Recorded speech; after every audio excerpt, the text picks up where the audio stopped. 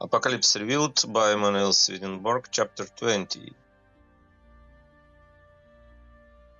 The angelic spirit entered with me, to whom I related what I heard from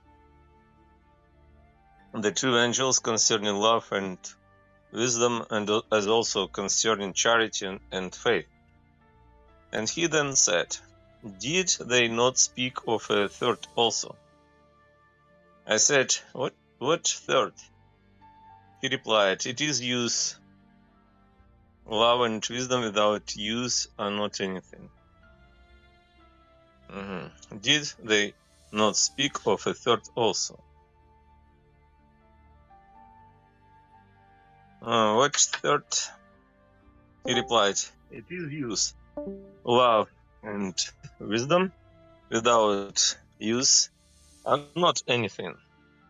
They're only ideal entities, nor do they become real before they are in use.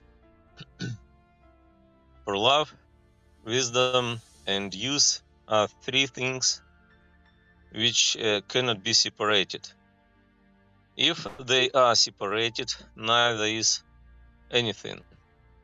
Love is not anything without wisdom, but in wisdom it is formed for something. This something for which it is formed is use. Therefore, when love through wisdom is in use, it is then something. Yeah, it then first exists. They are altogether as the end, the cause and the effect. The end is not anything, unless through the cause it is in the effect. If one of the three is loosed, the whole is loosed and becomes as nothing. It is similar with charity, faith, and works.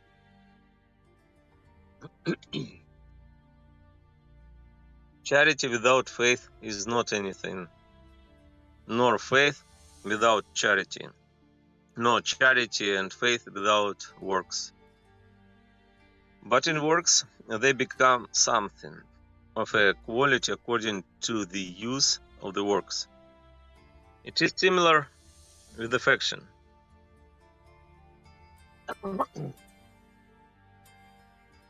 Thought and operation, and it is similar with will, understanding, and action. That it is so may be seen clearly in this temple, because the light in which we are here is light that enlightens the interiors of the mind. That there is not given a complete and perfect thing, unless it is a trine, geometry, trine.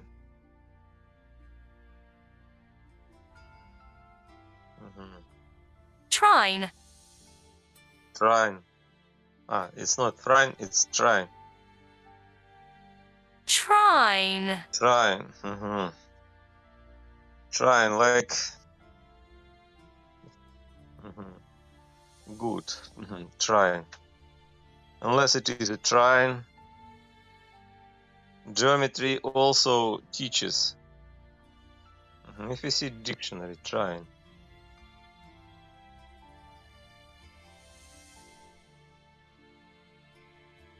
Of relating to or being the favorable astrological aspect of two celestial bodies. A group of three, the trine,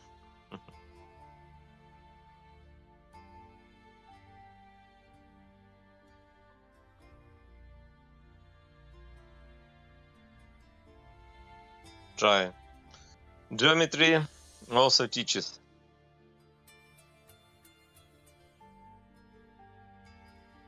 Geometry. Geometry. Geometry, like shape.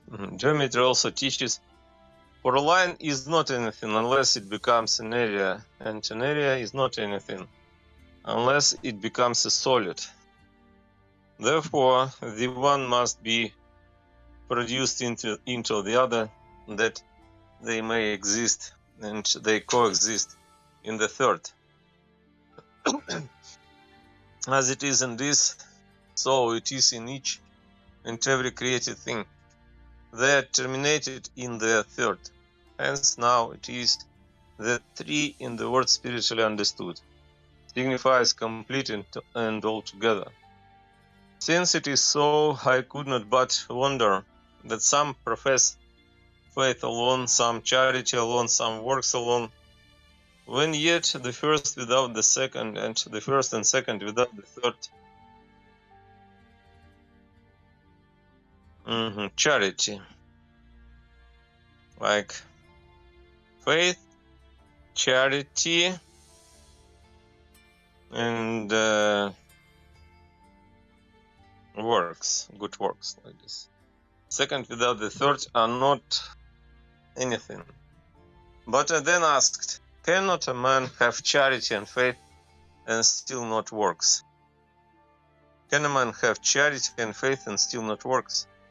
Cannot a man be in affection and thought about anything and yet not in the performance of it? Performance. Performance of it. The angelic spirit said to me, he cannot, except only ideally. Ideally.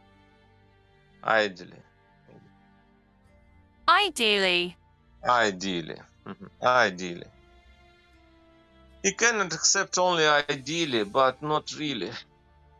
He must still be in the endeavor of the will to operate, and the will or the endeavor is in itself the act, because it is in the continual effort to act, which becomes an outward act when determination is present. On which account the endeavor and will endeavor, like effort. On which account the endeavor and will as an interior act. On which account the endeavor and will as an interior act is accepted by every wise man, because it is by God. Altogether as an exterior act, provided it does not fail when opportunity is given. After this I descended by the steps from the temple of wisdom, and walked in the garden, and saw some sitting under a certain laurel, eating figs. Let's see. We read Revelation 20. I turned aside to them and asked them for some figs, which they gave me.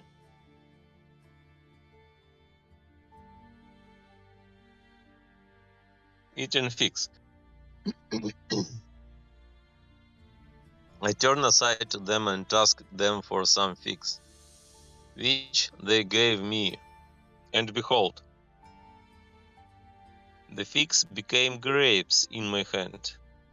When I wondered at this, the angelic spirit who was still with me said to me, the figs have become grapes in your hand, because figs from correspondence signify the goods of charity and thence of faith in the natural or external man, but grapes the goods of charity and faith in the spiritual or internal man. And because you love spiritual things, therefore it is so happened to you. For in our world all things come to pass and exist, and also are changed.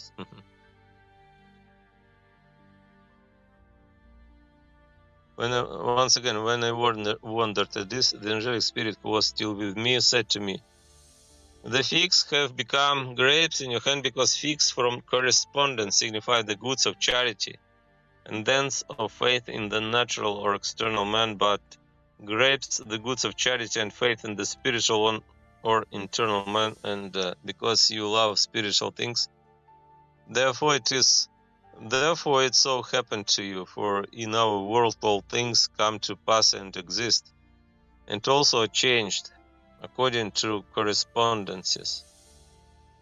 And then there came over me the desire of knowing how man can do good from God, and yet as of himself. Therefore I asked them that were eating the figs how they comprehended it. Once again, we should comprehend this. The figs have become grapes in your hand because figs from correspondence signify the goods of charity and thence of faith in the natural or external man, but grapes the goods of charity and faith in the spiritual or internal man. And because you love spiritual things, therefore it so happened to you. Like figs became grapes. For in our world all things come to pass and exist and also are changed. Come to pass and exist.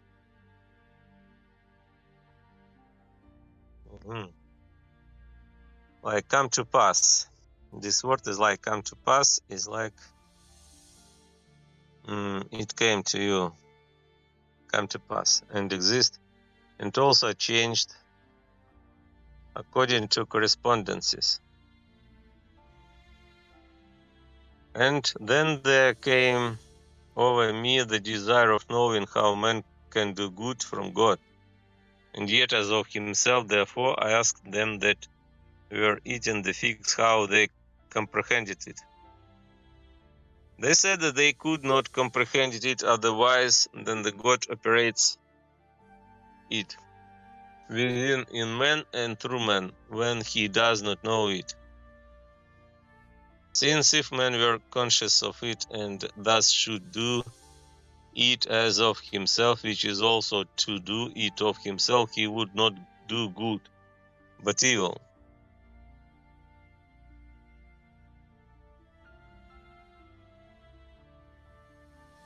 For all that proceeds from man as from himself proceeds from his proprium. Proprium is like property. Proprium. Proprium. Proceeds from his proprium, and the proprium of man is evil from birth. How then can good from God and evil from man be conjoined, and so proceed conjointly into act? The proprium of man also in the things of salvation continually breathes. Breathes. Breathes.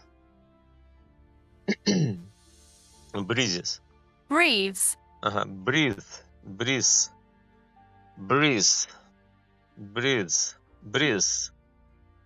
Continually breathes for merit. And as far as it does this, it takes away from the Lord his merit. Merit, like quality, merit. From the Lord his merit.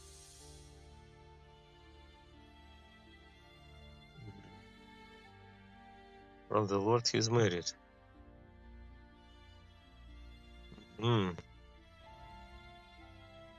Like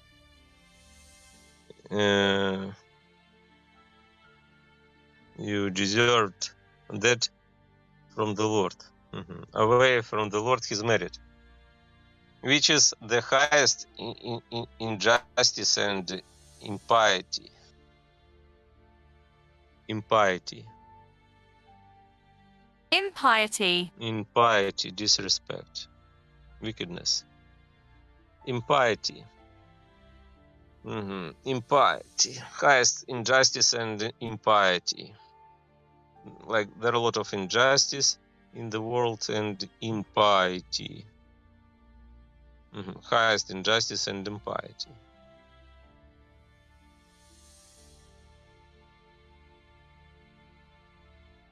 In a world, if the good which God operates in a man by the Holy Spirit should flow into man's willing and thence his doing, that good would be altogether defiled and also profaned, which, however, God never permits.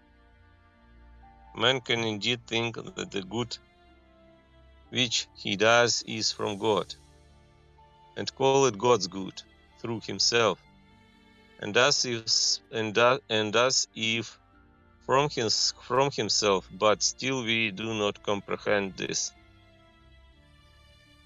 But I then opened my mind and said, you do not comprehend because you think from the appearance, and the thought from confirmed appearance is a fallacy. You are in the appearance and the fallacy from it because you believe that all the things which a man wills and thinks and thence does and speaks are in him and consequently from him, when yet nothing of them is in him except the state of receiving which flows in. Man is not life in himself, but is an organ receiving life. The Lord alone is life in himself, as he also says in John. As the Father hath life in himself, so hath he given to the Son to have life in himself. John 5:26, 11:25, 14:6, 19. Besides other places as John 11:25, 14:6, 18. There are two things like this. As the Father has life in himself, so hath he given to the Son to have life in himself. There are two things which make life, love and wisdom, or what is the same, the good of love and the truth of wisdom. These flow in from God and received by man and are felt in the man as in him.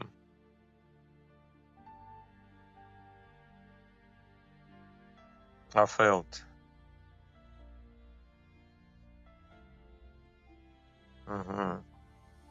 Like feel. And are received by man and are felt in the man as in him, and because they are felt by him as in him, they also proceed as from him. It is given by the Lord that they should be thus felt by the man, in order that what flows in may affect him, and so be received and remain. Oh, Hello. hello. Yo, I'm does reading. anyone want Mary's virgin, thing? Like Mary's virgin and that, so. What you're talking about? I don't understand. I'm reading the book. You can see this book on the stream. Okay.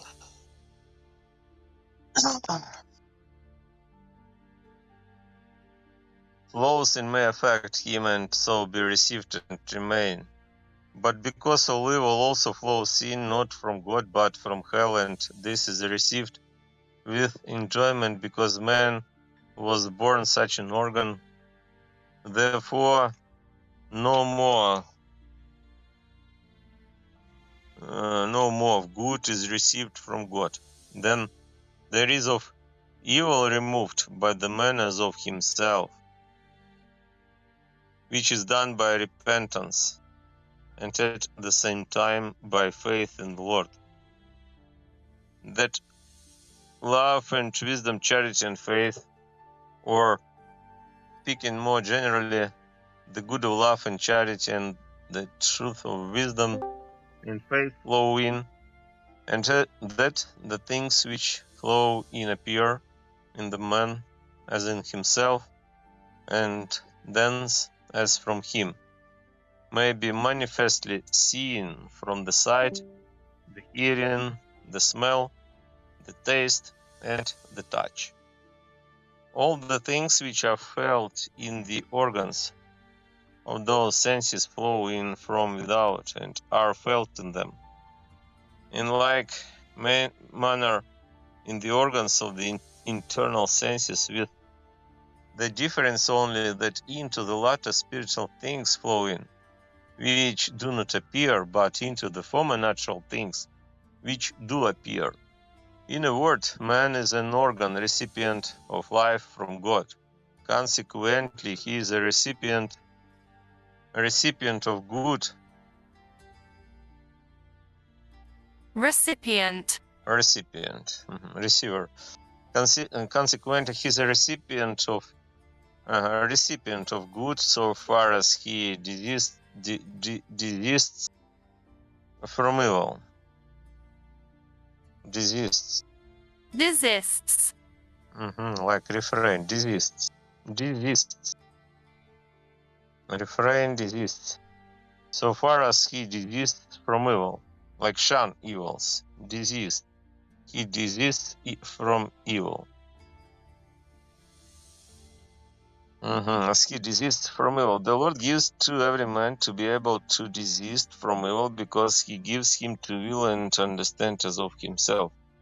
And whatever the man does from the will as his own, according to the understanding as his own, or what is the same, whatever he does from freedom, which is of the will according to reason, which is of the understanding, this remains. By this the Lord brings man into a state of conjunction with himself, and in these reforms regenerates and saves him. The life which flows in is the life which flows in is the life proceeding from the Lord. Proceeding.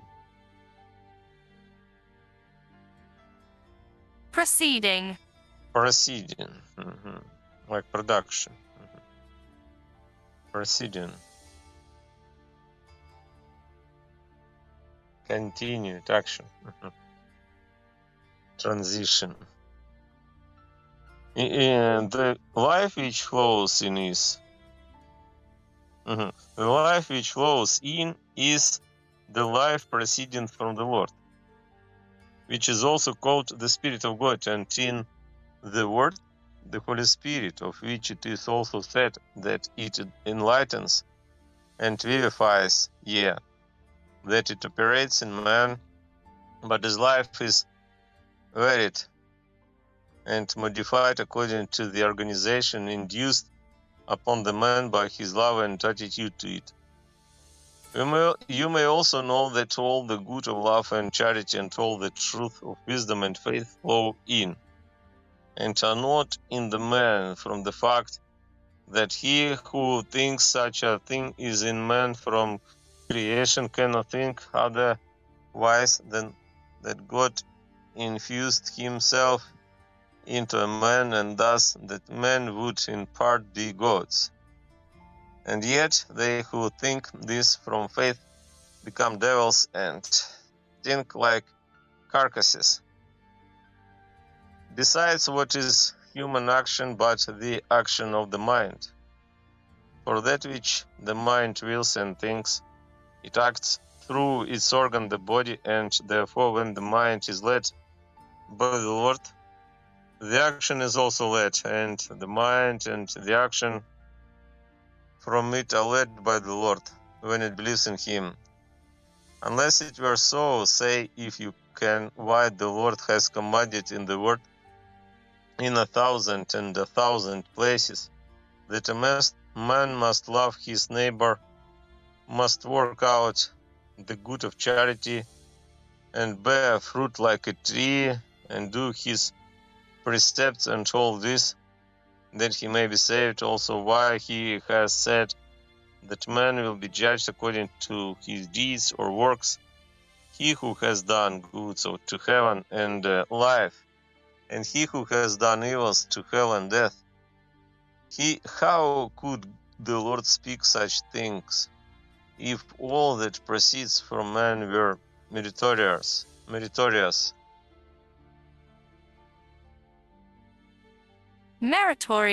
like honored, meritorious, and thence evil. You may know, therefore, that if the mind is charity, the action is also charity. But if the mind is faith alone, which is also faith separated from charity, from spiritual charity, the action is also that faith, and this faith is meritorious, because its charity is natural and not spiritual. It is otherwise with the faith of charity, because charity does not wish to merit, and thence neither does its faith. On hearing this, they that sat under the laurel said, "We comprehend that you have spoken justly." Yeah, it's about justice, justly, yeah. Fairly, Justly. justly. But still we do not comprehend. To which I replied, that I have spoken justly, you comprehend from the common perception which man has from the influx of light from heaven when he hears any truth. But you do not comprehend from your own perception which man has from the influx of light from the world. These two perceptions, namely the internal and the external, or the spiritual and the natural, make one with the wise. You also can make them one if you look to the Lord and remove evils. Because they understood these things also, I took some shoots from the laurel under which we sat and held them out and said, "Do you believe that this is from me or from the Lord?" And they said that they believed it to be through me as from me. And behold, the shoots blossomed in their hands. But when I departed, I saw a cedar table upon which was a book and a green olive tree, the trunk of which was entwined with the vine. Entwined. It is entwined. Entwined. Entwined. Like interwave. Entwined with the vine. I looked, and behold, it was a book written by me,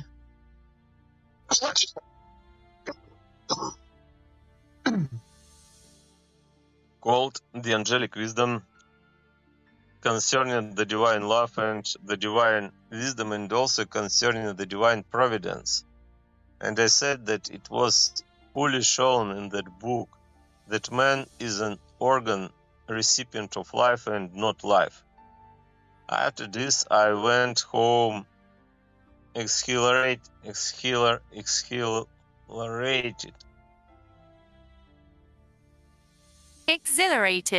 Exhilarated. exhilarated, like animate, exhilarated, Animate. exhilarated.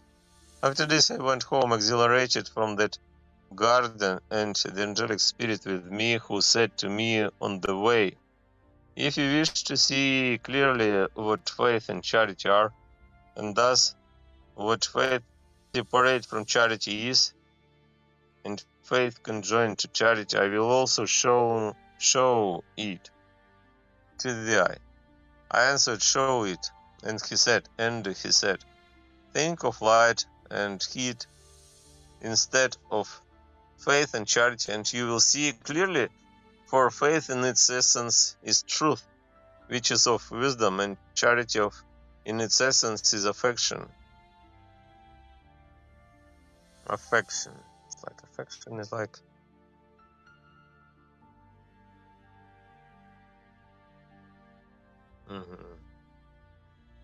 love, love, feeling, influence, affection.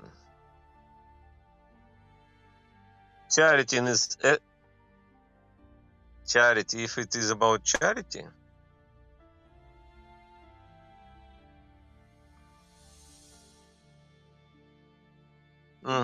and charity in its essence is affection.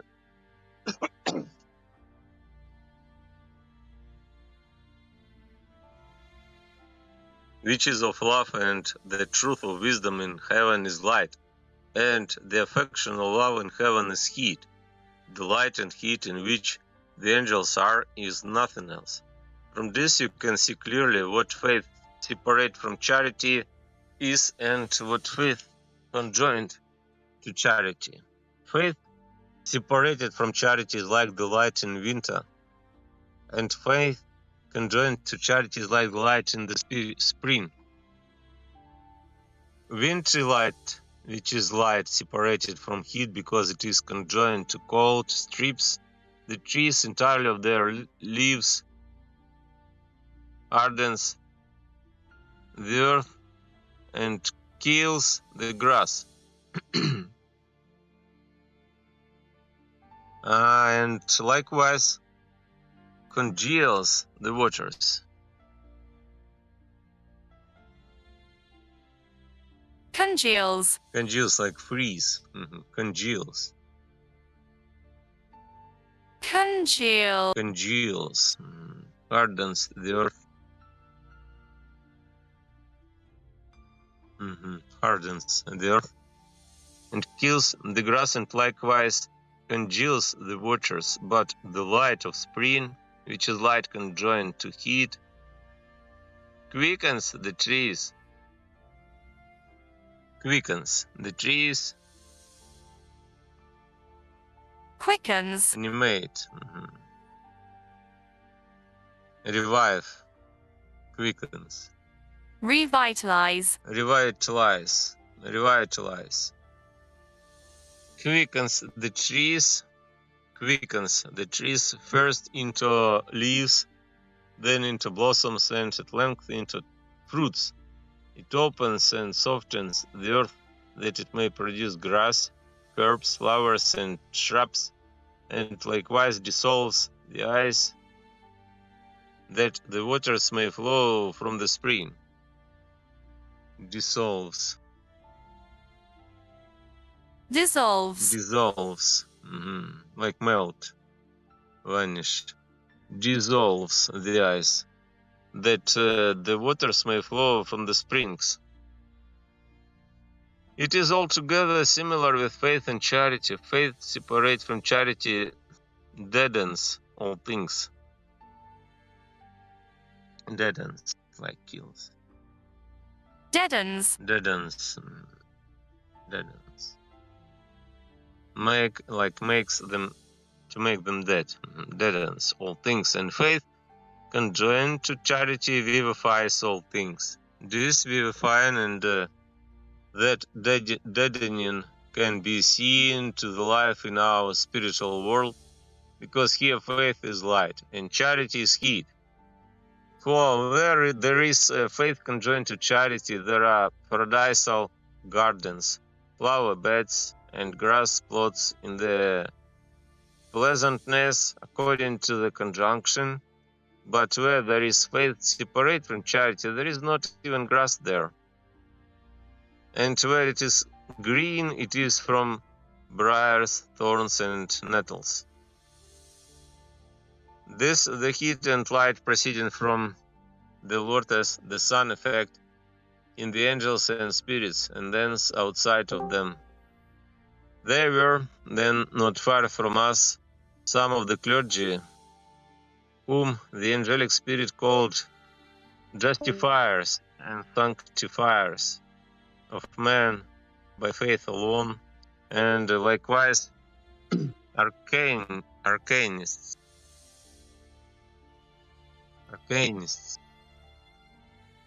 Arcanists. Arcanists.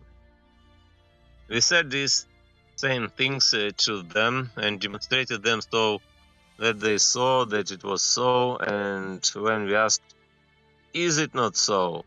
they turned themselves away and said, "We did not hear."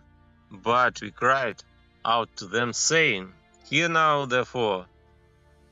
They then put both hands over their ears and shouted, "We will not hear." Chapter 21, Revelation 21. And I saw a new heaven and a new earth, for the former heaven and the former earth were passed away, and the sea was no more. Passed away. And I, John, saw the holy city, New Jerusalem, coming down from God out of heaven, prepared. New Jerusalem, coming down from God out of heaven, prepared as a bride adorned for her husband.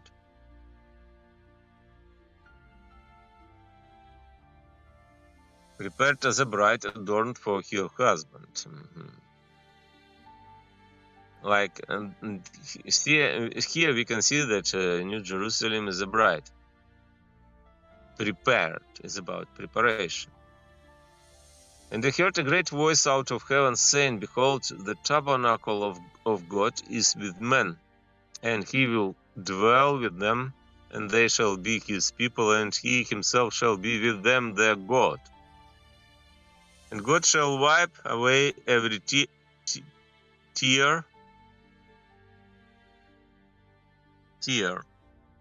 from their eyes." It's tear. Tear.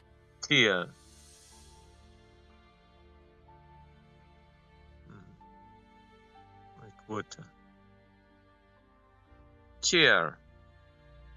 And God shall wipe away every tear from their eyes. Tear. Tear or tear? Tear. Tear. It's like tear down. I'm going to tear down this break. Tear off. Yeah, tear.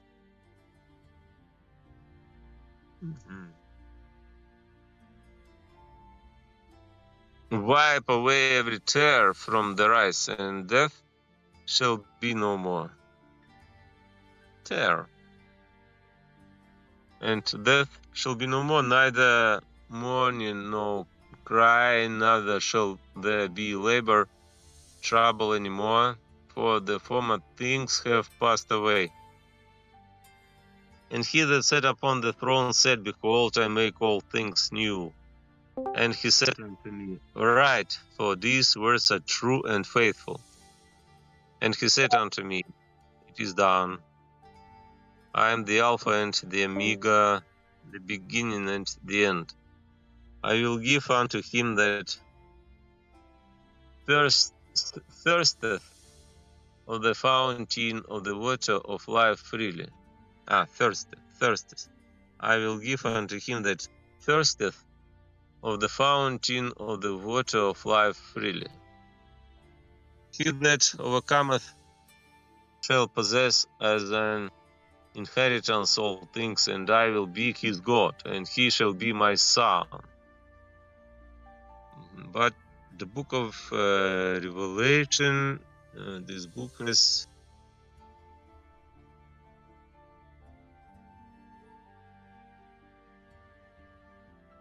let's open. Let's open here. Revelation.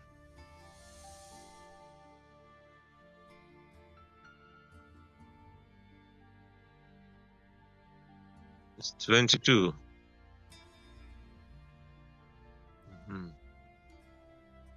And this we read 21. 21.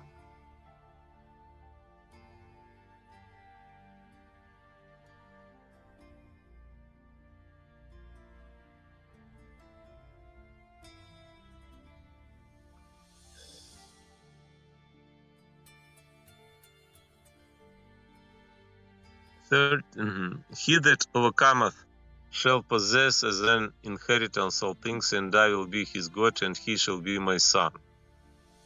But the fearful and the unfaithful and the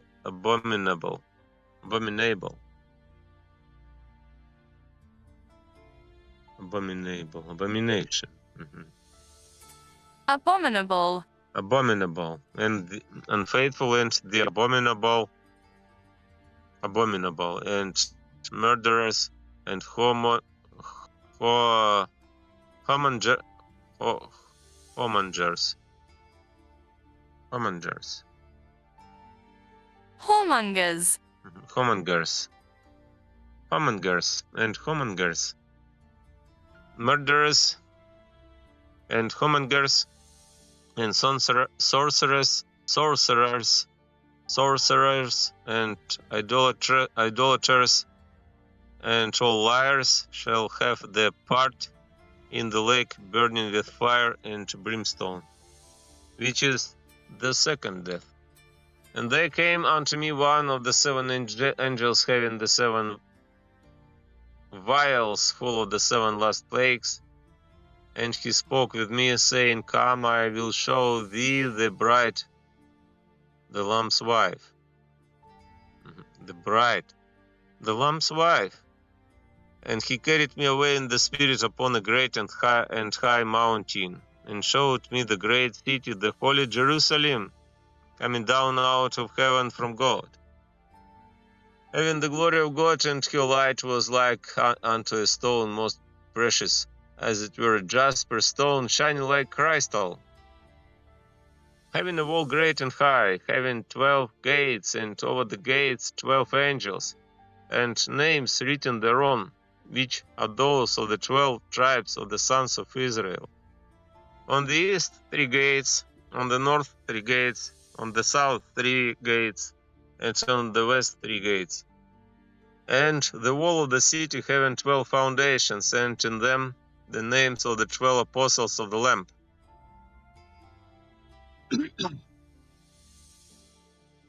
And he that was speaking with me had a golden reed, to measure the city, and the gates thereof, and the wall thereof. And the city lieth foursquare, and the length thereof as large as the length thereof is as large as the breadth. And he measured the city with the reed, 12,000 stadia. Stadia. Stadia. Stadia. Stadia. Stadia. Stadia. It's like a measure. 12,000 stadia. Ah, maybe it's a measure of stadia. Like 1 stadia, 2 stadia. 12,000 stadia. It's a big. 12,000 stadia. Maybe it's not about stadia. Stadia. The length and the breadth and the height of it were equal. And he measured the wall thereof 144 cubits, the measure of a man which is of an angel. And the structure of the wall thereof was jasper, and the city was pure gold like pure glass. And the foundations of the wall of the city were adorned with every precious stone. The first foundation was jasper, the second sapphire, the third chalcedony, the fourth emerald,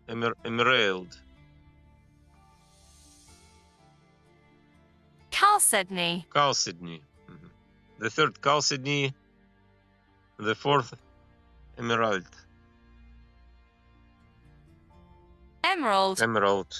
Emerald. The fifth sardonyx, the sixth sardonyx,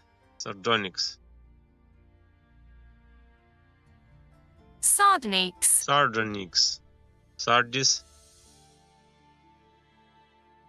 Sardius. Sardius. The sixth, Sardius.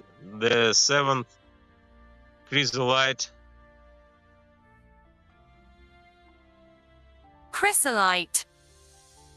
Chrysolite, Chrysolite. The eighth, Beryl. The ninth, Topaz. The 10th, Chrysoprasus. The 11th, Jacinth. The 12th, Amethyst. And the 12 gates were 12 pearls. Each one of the gates was of one pearl, and the street of the city was pure gold, as it were transparent glass. Translucent. Transparent. Transparent. Transparent. Glass. And I saw no temple therein. For the Lord Almighty is the temple of it and the Lamb. Like no temple therein. For the Lord God Almighty is the temple of it. Yeah, if the Lord Almighty is the temple, it means that we live in God. If we became one society, like one person, because the main purpose of God is to make us one.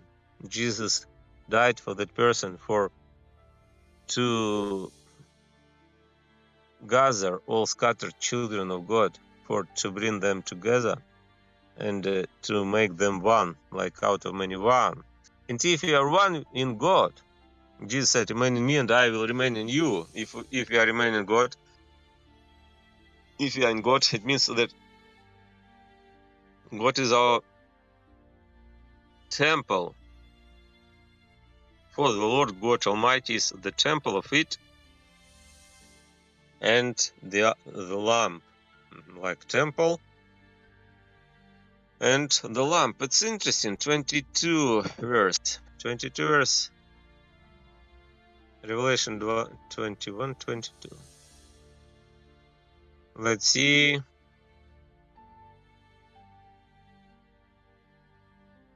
And for the Lord God Almighty and the lamp are the temple of it. I didn't see a temple in the city because the Lord God Almighty and the lamp are its temple. Like God and lamb. Here we can see that the Lord God Almighty and the lamb are the same person. The Lord God Almighty. And here we can see it because the Lord is Jesus and God is God, Father, like this. But if we say the Lord God Almighty and the Lamb, it means that Jesus Christ is our Father, God Almighty, and the Lamb. Yeah, it's about Jesus. Oh, the Lord God Almighty is the temple because one temple. And the temple is Jesus Christ and his teaching, because every city in the Bible is teaching. It's about teaching. And New Jerusalem is a new teaching about spiritual meaning of the Word of God. And it means that no temple therein, for the Lord God Almighty is the temple of it and the Lamb. It means, how can we find the temple? We can find the temple within God's words, within a spiritual understanding of God's words. And if we are one teaching, it means we are in the temple of God. Because the Lord God Almighty is, and the Lamb is the Word of God. And the Word of God is the teaching of God. And the city hath no need of the sun and of the moon to shine in it. For the glory of God did lighten it, and the lamp thereof is the Lamb. Okay, once again, it says that the city hath no need of the sun and of the moon to shine in it, for the glory of God did lighten it, and the lamp thereof is the lamp. It means that God is our sun.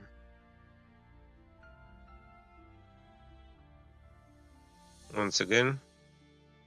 And the city does not need the sun or the moon to shine on it, for the glory of God gives it light. And the lamp is its lamp. Okay, if the lamp is its lamp, it means the lamp is our sun. Because we can say if the city does not need the sun or the moon to shine on it, but we see that God shines, and God is the lamp. The lamp. And we can say like our sun is a lamp. It means that the lamp and God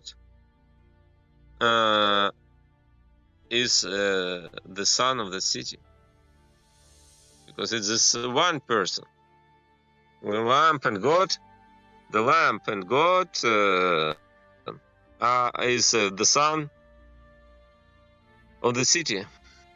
And the city had no need of the sun, neither of the moon to shine it, for the glory of God. Glory of God. Yeah, but glory of God gives it light.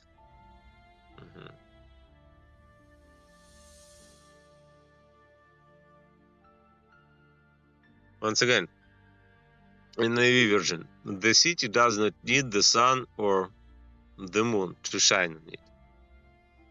Like no moon, no sun, no the sun, no moon. But the glory of God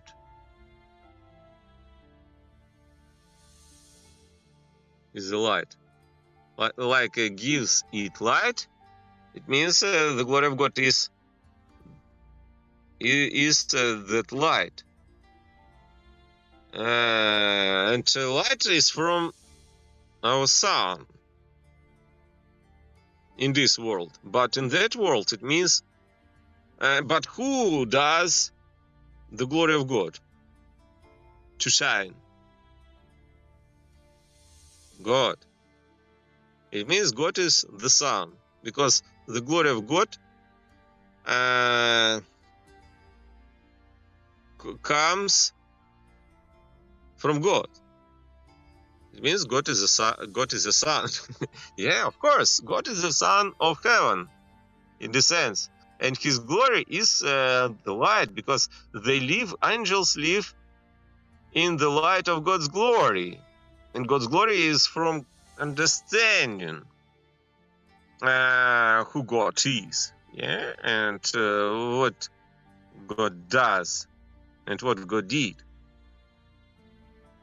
and what God made for us, and what God makes to us.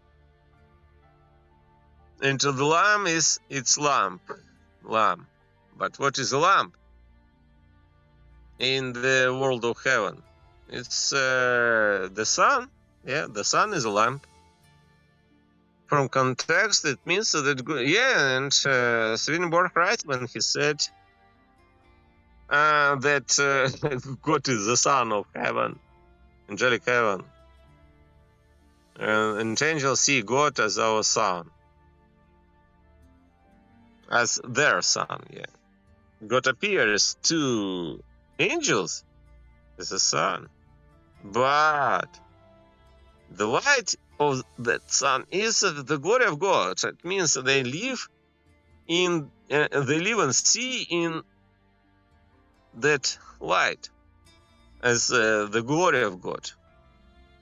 The glory of God did lighten it, and the lamp thereof is the lamp. Okay, and we can see what Swedenborg is going through about that. We will see that later. And the nations which are set shall walk in the light of it, and the kings of the earth shall bring them glory and honor into it. Yeah, their glory. Of course, it means that how can we glorify God? How can we? Because we can glorify God by our glory, because every one of us has his own glory. Because we cannot give to God a glory of another person, but we can give glory. We can give only our own glory to God, because where can I take a glory to give to God? I can bring to God only my glory. That because, and the nations which are said shall walk in the light of it, and the kings of the earth shall bring their glory and honor into it. And it's about honor, yeah. The glory and honor. Every one of us, because every one of us has his own glory and honor. And because we glorify ourselves. If nobody glorifies us, but we glorify ourselves. Because every one of us loves himself. It means if we love ourselves, it means we have our own glory and honor. But we should bring our own glory and honor into that city. Not God to not God to not to God, but into that city. Into that city. It means we bring our glory to God, because and our glory became God's glory, and that glory is the light of that city, in this sense. And the gates of it shall not be shut by day, for there shall be no night there, no night. And they shall bring the glory and honor of the nations into it. They, who are they? And the gates of it shall not be shut by day, for there shall be no night there. And they, I think it's about kings of the earth. Kings. But it's not about presidents. It is about doctrines. Because kings of the earth are our doctrines and teachings. Because every one of us has his own kings ruling in his soul. We should find that kings in our hearts, and we should bring the glory and honor into it. It means that we will serve God by our talents and skills. And the gates of it shall not be shut by day, for there shall be no night there, and they shall bring the glory and honor of the nations into it. And there shall not enter into it any unclean thing, and that doth abomination and lie, but they that are written in the Lamb's book of life. The spiritual sense, the contents of the whole chapter. In this chapter, it treats of the state of heaven and of the church after the last judgment, that after this, through the new heaven,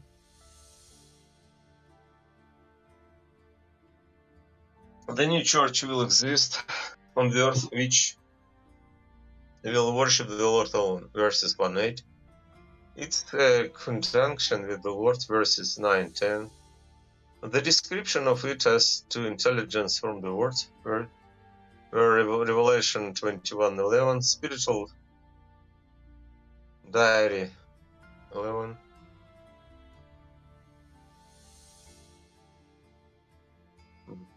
Diary. Spiritual diary 11 as to doctrine, thence verses 12-21, and as to all its quality, verses 21-26. The contents of each verse. Revelation 21:1, verse 1. And I saw a new heaven and a new earth, signifies that a new heaven was formed from Christians by the Lord, which at this day is called the Christian heaven, where they are who had worshipped the Lord and had lived according to his commandments in the word, who thence have charity and faith, in which are also all the infants of Christians, in which are also all the infants of Christians. For the former heaven and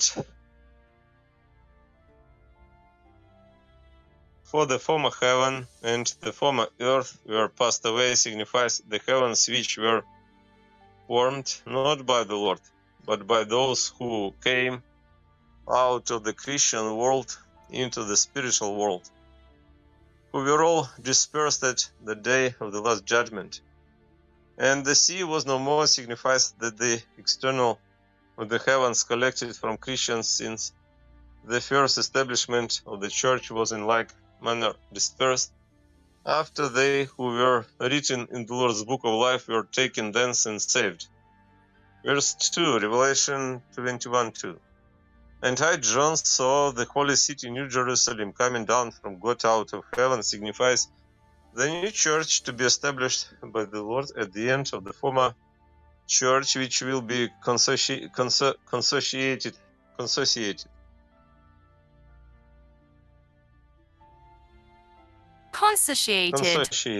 will be consociated with the new heaven in divine truth as to doctrine and as to life. Prepared as the bride adorned for her husband signifies the church conjoined with the Lord through the word. Verse 3, and I heard a great voice out of heaven saying, Behold, the tabernacle of God is with men, signifies the Lord from love, speaking and declaring the glad tidings that he himself will not be present with men in his divine human, and he will dwell with them, and they shall be his people, and he himself shall be with them the God. Signifies the conjunction of the Lord, which is of such a nature that they are in him and he in them. Verse 4, and God shall wipe away every tear from their eyes, and death shall be no more, neither mourning nor crying, neither shall they be labor anymore. For the former things have passed away. Signifies that the Lord will take from them all grief of mind, fear of damnation, of evils and falsities from hell, and of temptations from them, and they shall no remember them, because the dragon which had caused them is cast out. Like slavery, labor of slavery, I think. And he that sat upon them, and he that sat upon the throne said, Behold, I make all things new. I make all things new. I create all new. I create all things new. I make all things new. And he said unto me, all right. And he said unto me, write, for these words are true and faithful. I make all things true. It's about new creation. And he said unto me, write, for these words are true and faithful, signifies the Lord confirming all concerning the new heaven and the new church after the last judgment has been executed. Verse 6, and he said unto me, it is done, signifies that it is the divine truth. I am the Alpha and the Omega, the beginning and the end, signifies that the Lord is the God of heaven and earth, and that all things in the heavens and on earth were made by him, and are ruled by his divine providence, and are done according to it. I will give unto him that thirsteth of the fountain of the water of life freely, signifies that to those who desire truth from any spiritual use, the Lord will give from himself through the word all things that conduce to that use.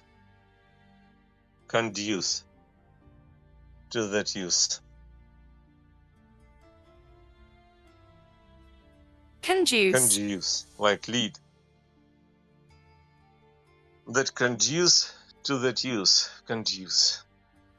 He that overcometh, verse 7, he that overcometh shall possess all an inheritance, all things. He that overcometh shall possess as an inheritance all things. And I will be his God, and he shall be my son, signifies that they who overcome evils in themselves, that is, the devil, and do not succumb when they are tempted. Succumb. Succumb. Like faint, indulge, yield. Yield. Yield. Do not succumb when they are tempted by the Babylonians and the dragonists will come into heaven, and they'll live in the Lord, and the Lord in them. Verse 8, but the fearful and the unfaithful and the abominable signifies those who are in no faith and in no charity, and thence in all kinds of evils, and murderers, and homongers, and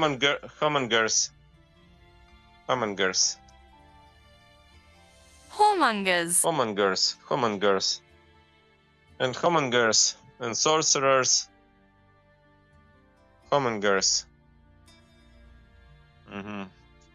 fornicator, and sorcerers, and idolaters, and liars, signifies all those who make no account of the commandments of the Decalogue, and do not shun any evils that are named as sins, and therefore live in them, shall have their part in the lake burning with the fire and brimstone, signifies they have hell where are the loves of falsehood and the lusts of evil, which is the second death, signifies damnation.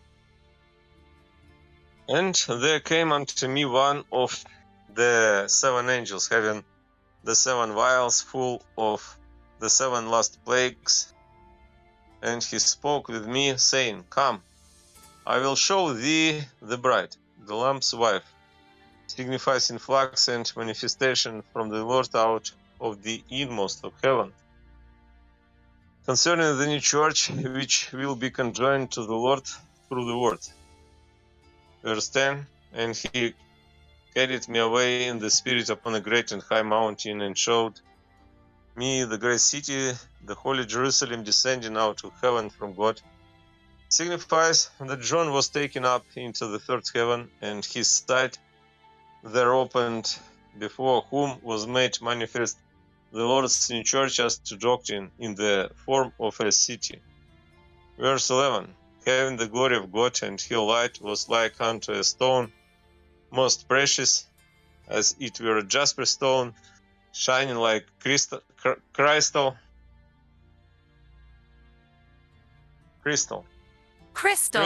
shining like crystal, signifies that in the church the word will be understood, because translucent from its spiritual sense.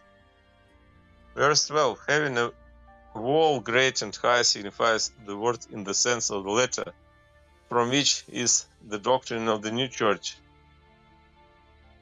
Having 12 gates signifies all the knowledges of truth and good, therein by which man is introduced into the church.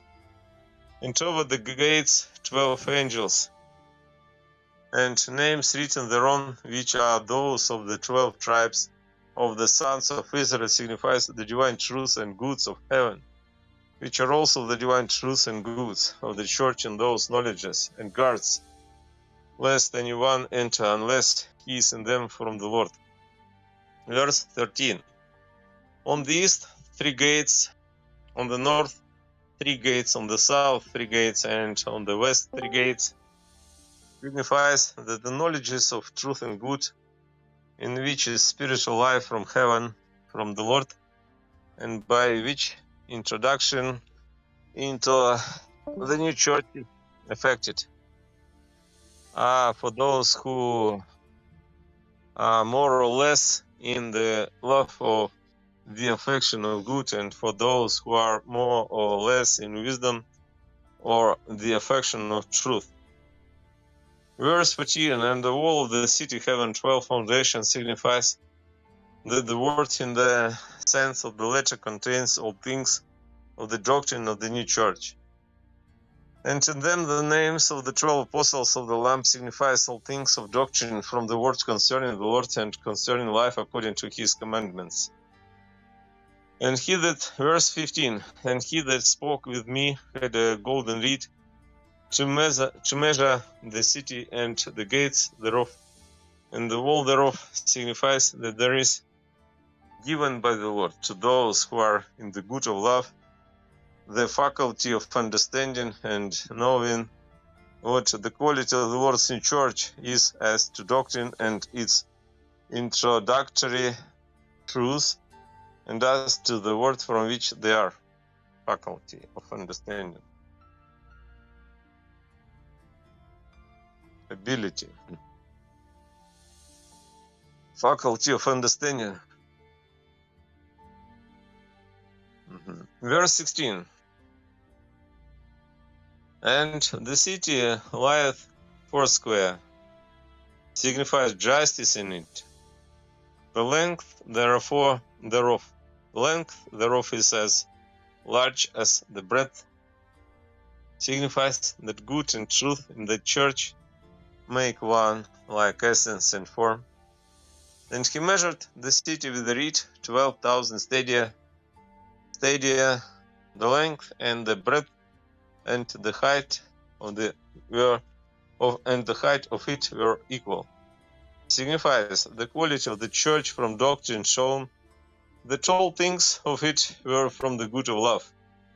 Verse 17, and he measured the wall thereof 144 cubits, signifies that it was shown what the quality of the word is in that church, that from it are all its truths and goods.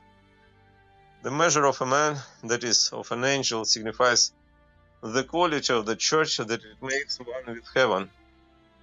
Verse 18, and the structure of the wall thereof was jasper, signifies that all the divine truth in the sense of the letter of the word with the man of the church is translucent from the divine truth in the spiritual sense. And the city was pure gold, like unto pure glass, signifies that thence the whole of that church is the good of love flowing in together with light out of heaven from the Lord.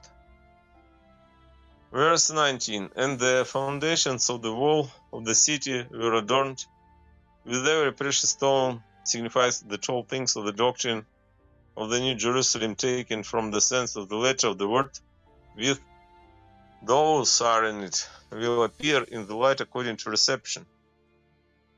The first foundation was jasper, the second sapphire, the third chalcedony. Chalcedony.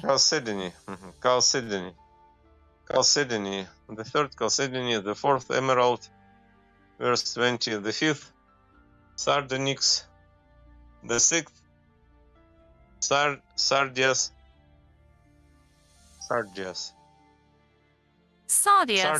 the seventh chrysolite, the eighth beryl, the ninth topaz, the 10th chrysoprasus, the 11th jacinth, the 12th amethyst, signifies all things of the doctrine in the order from the sense of the letter of the word, with those who immediately approach the Lord and live according to the commandments of the Decalogue, by shining evils as sins, for these and no others are in the doctrine of love to God and love toward the neighbor, which two are the fundamentals of religion.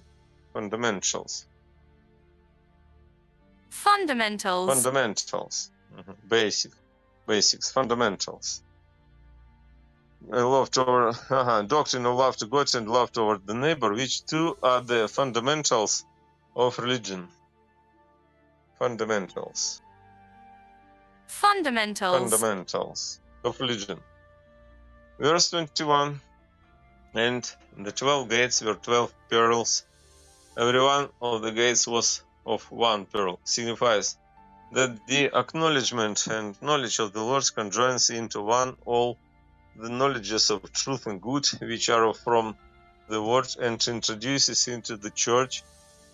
And the street of the city was pure gold, as it were, transparent glass. Transparent. It were transparent glass signifies that every truth of the church and of its doctrine is informed, the good of love flowing in together with light out of heaven from the Lord.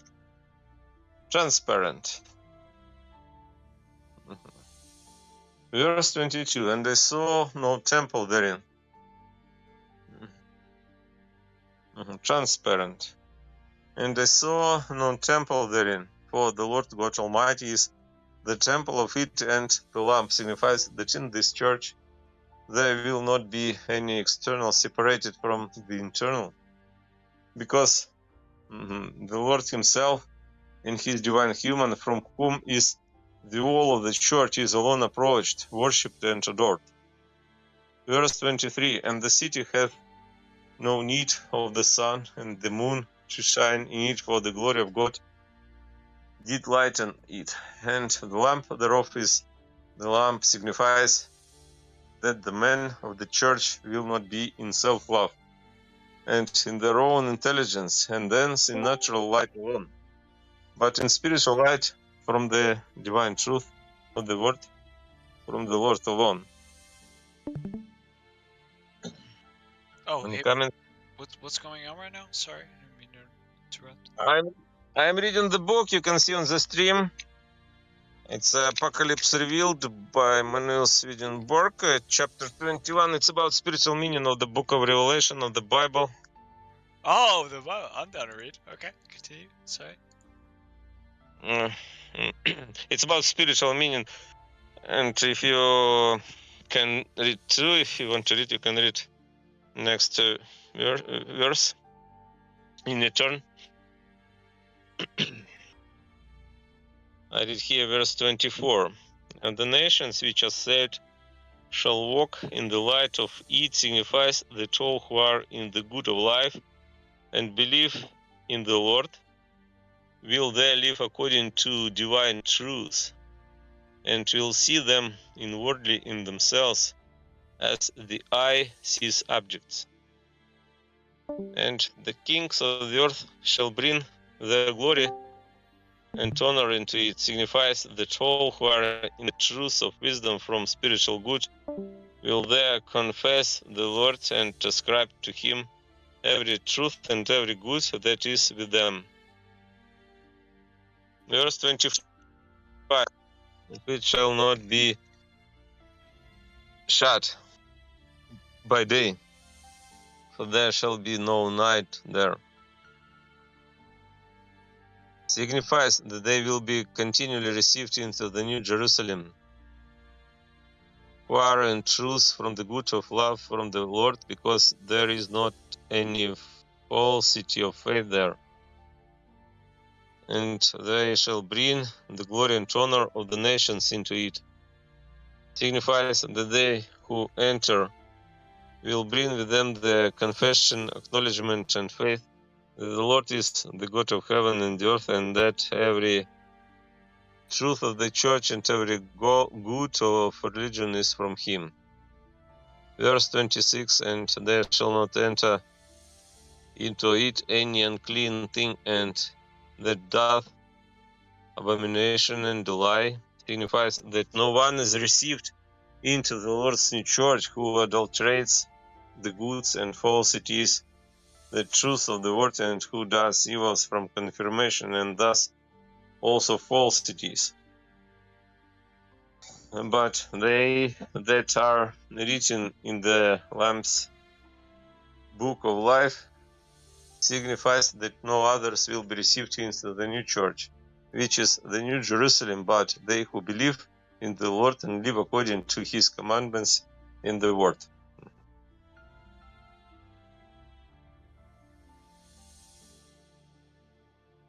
The explanation, Revelation 21:1, verse 1.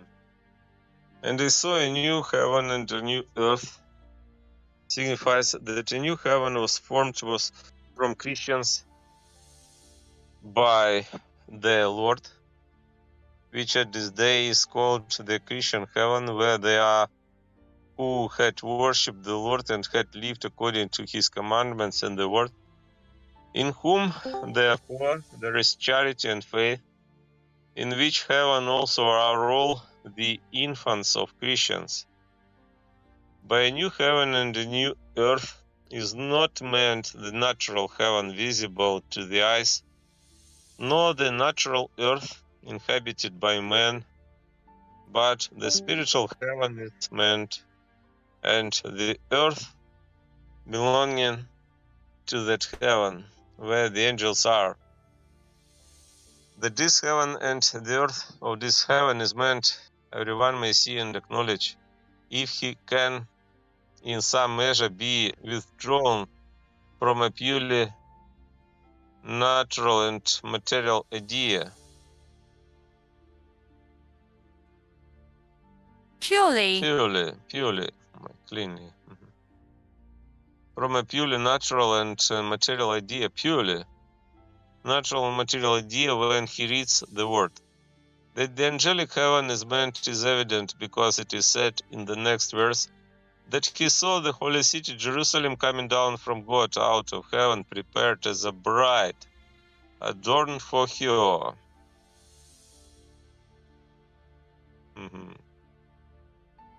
Prepared as a bride adorned for her husband, by which is not meant any Jerusalem coming down, but the church. And the church on earth comes down from the Lord out of the angelic heaven.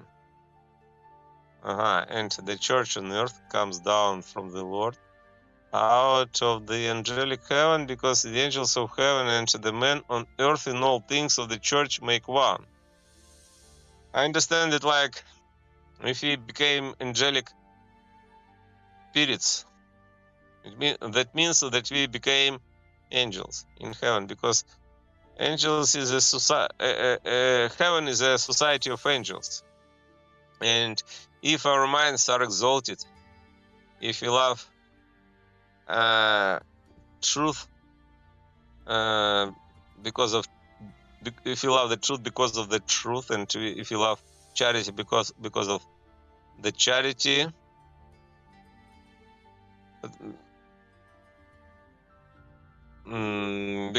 because they are charity and truth. Yeah.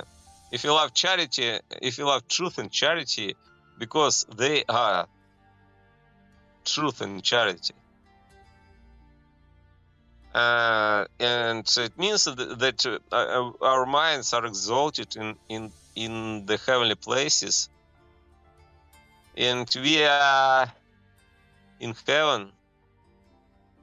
It means that we became angels of heaven, and after that we come down to earth to serve God and other people on earth, and it's our servant to God.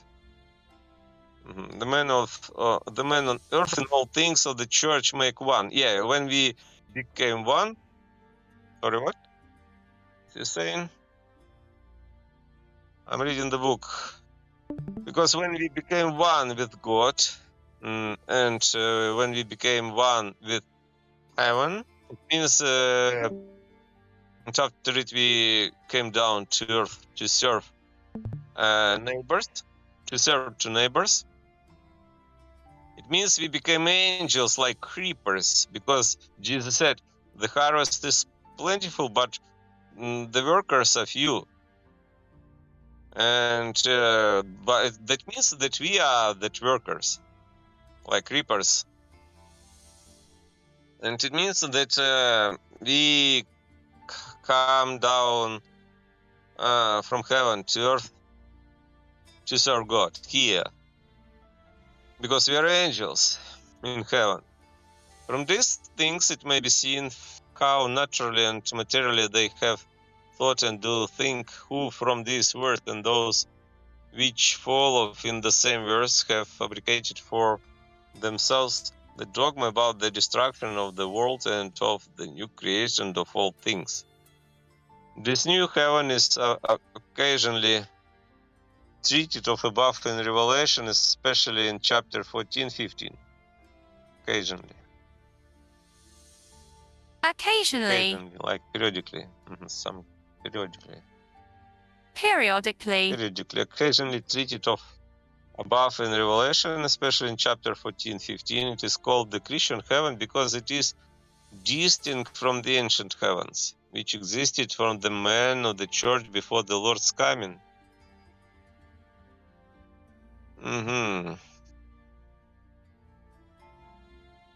Ancient heavens, which existed from the man of the church before the Lord's coming. But the Lord's, before the Lord's coming. These ancient heavens are about the Christian heaven.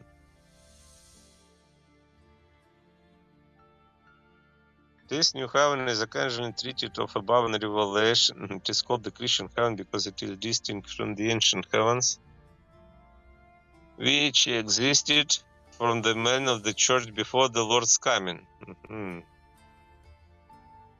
These ancient heavens are above the Christian heaven. Okay, I got it. Because Christians came after them, and they were before us. That because they are above us. These ancient heavens are above the Christian heaven, for the heavens are like expanses, one above another. Expanses. Expanses. Expanses. One above another. It is the same with each particular heaven. For each heaven by itself is distinguished into three heavens, an inmost or third, a middle, a second, and the lowest, a first. And so it is with this new heaven. I have seen them and have spoken with them. In this new Christian heaven are all those who, from the first establishment of the Christian church, in this new Christian heaven are all those who, from the first establishment of the Christian church, in this new Christian heaven, who from the first establishment of the Christian church worshipped the Lord and lived according to his commandments in the word, and who therefore were in charity and at the same time in faith from the Lord through the word, thus who were not in a dead but in a living faith. Various things respecting this heaven may be seen above. In that heaven likewise are all the infants of Christians.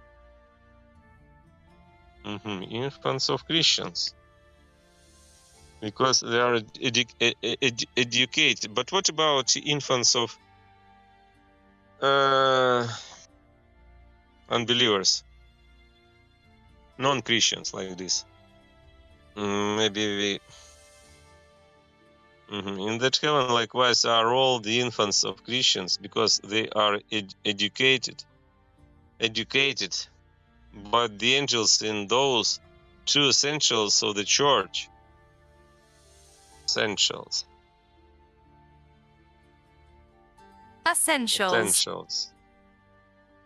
of the church, which are the acknowledgement of the Lord as the God of heaven and earth and life according to the commandments of the Decalogue. For the former heaven and the former earth were passed away, signifies the heavens which were formed not by the Lord, but by those who came out of the Christian world into the spiritual world, who were all dispersed at the day of the last judgment. That these heavens and no others are meant by the former heaven and the former earth which passed away may be seen above, where these words are explained.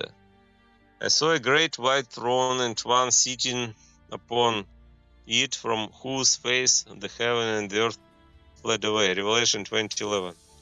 Where it is shown that by those words is signified the universal judgment executed by the Lord upon all the former heavens, in which were such as were in civil and moral good, but in no spiritual good, thus who in externals simulated Christians, but in internals were devils, which heavens with their earth were entirely dispersed.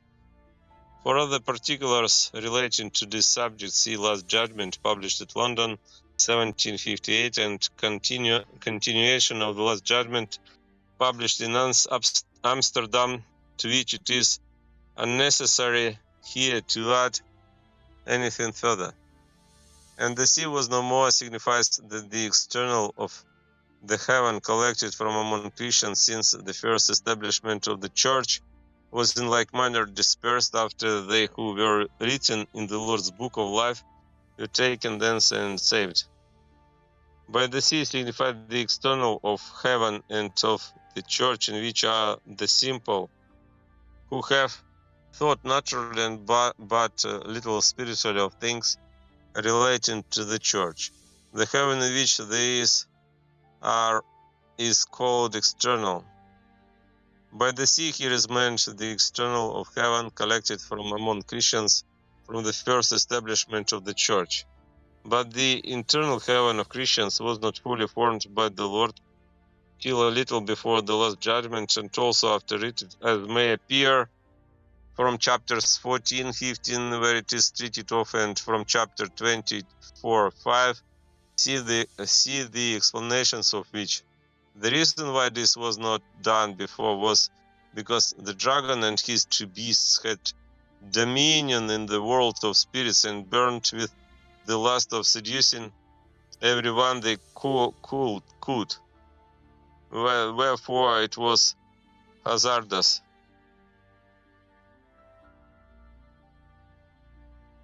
Hazardous. Hazardous. Like dangerous, harmful. Hazardous. Harmful. It was hazardous to collect them sooner into heaven. Sooner. Quickly. Sooner into heaven.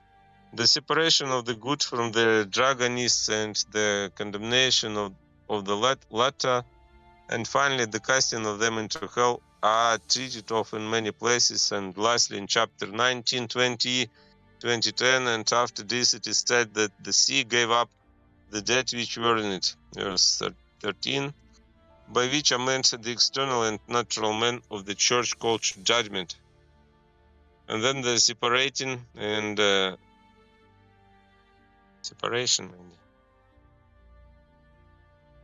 separating, and then the separating and saving of those who were written in the Lord's book of life, concerning which see the same article, this is the sea which is here meant. It is also said in another place, where the new heaven of Christians is treated of, that it extended itself to the sea of glass mingled with fire. Revelation 15:2, by which sea is also signified the external of the heaven of Christians, the explanation. From these things it may appear that but the sea was no more is signified that the external of heaven collected from among Christians from the first establishment of the church, after they were taken thence and saved who were written in the Lord's book of life, was in like manner dispersed. Concerning the external of heaven collected from among Christians from the first establishment of the church, it has been granted me to know many particulars, which it would be tedious,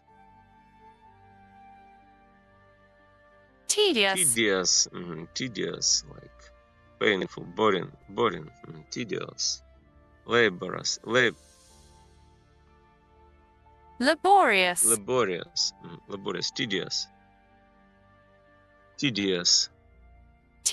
tedious, would be tedious, which it would be tedious to adduce in this place, save only that the former heavens, which passed away at the day of the last judgment, were permitted for the sake of those who were in that external heaven or sea, because they were conjoined by externals, but not by internals, on which subject something may be seen above.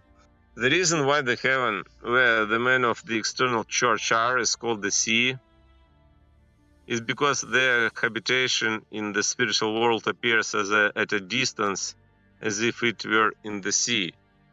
For the celestial angels, who are angels of the highest heaven, dwell as it were in an ethereal atmosphere.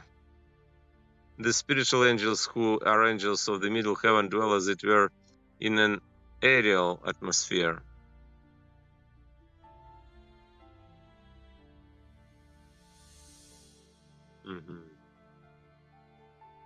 You're in an aerial atmosphere. Aerial. Atmosphere. What it means, aerial atmosphere. An aerial atmosphere. An aerial atmosphere. And the spiritual natural angels, who are angels of the lowest heaven, dwell as it were in a watery atmosphere, which, as was said, appears at a distance like the sea.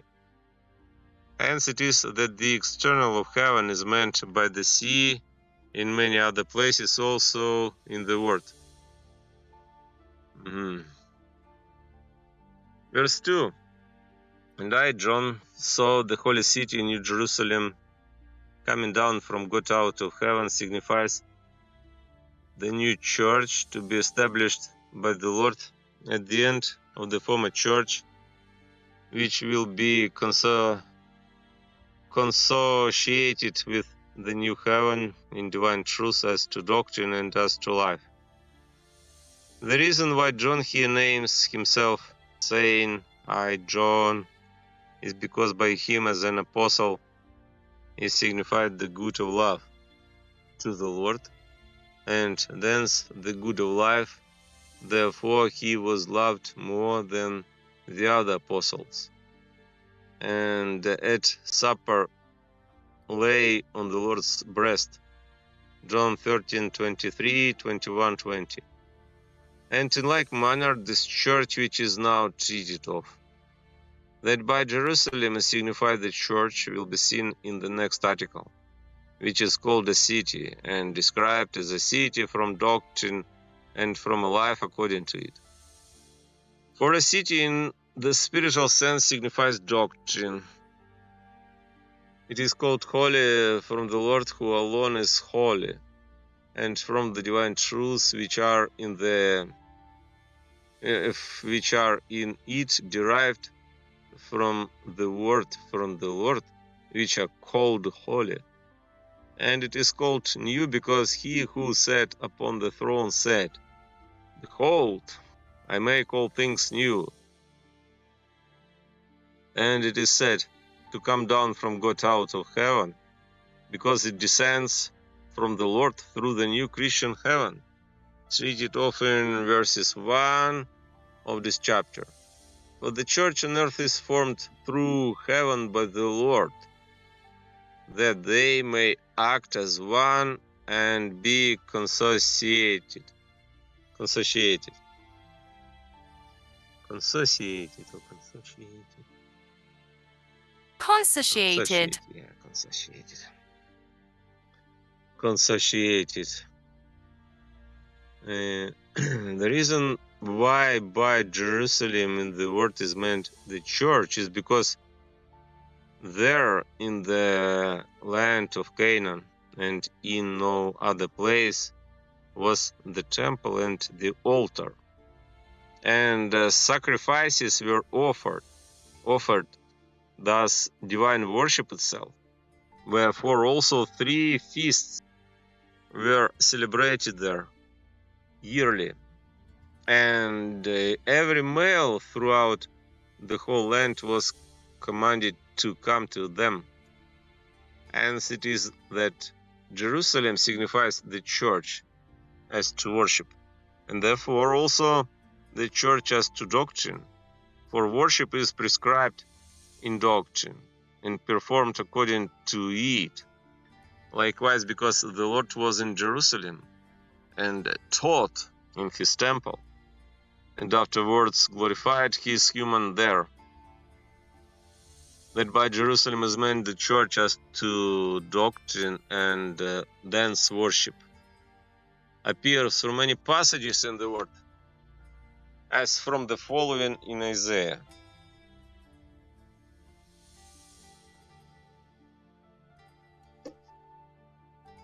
For Zion's sake will I not be silent, and for Jerusalem's sake I will not rest, until the justice thereof go forth as brightness, and the salvation thereof as a lamp burneth.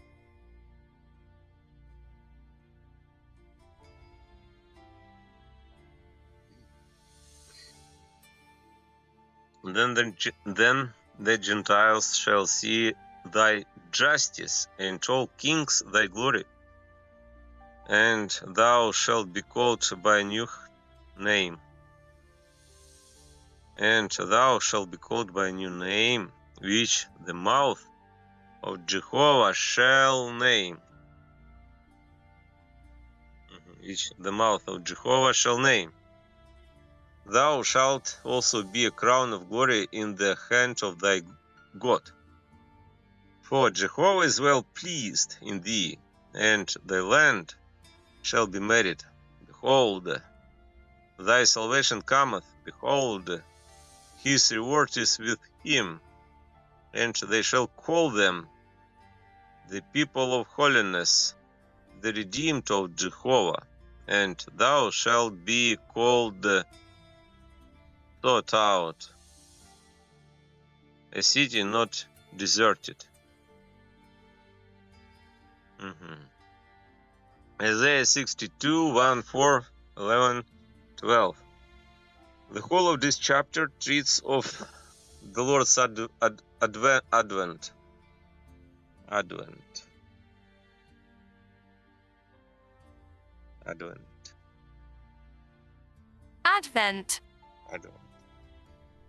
Like coming. Advent. The Lord's advent and of the new church to be established by him. This new church is meant by Jerusalem, which shall be called by a new name, which the mouth of Jehovah shall utter, and which shall be a crown of glory in the hands of Jehovah, and the royal tiara,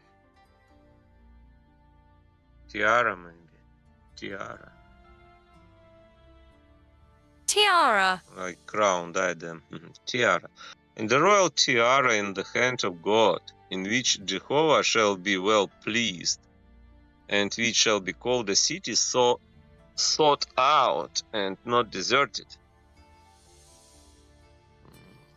City sought out, what it means? City sought out.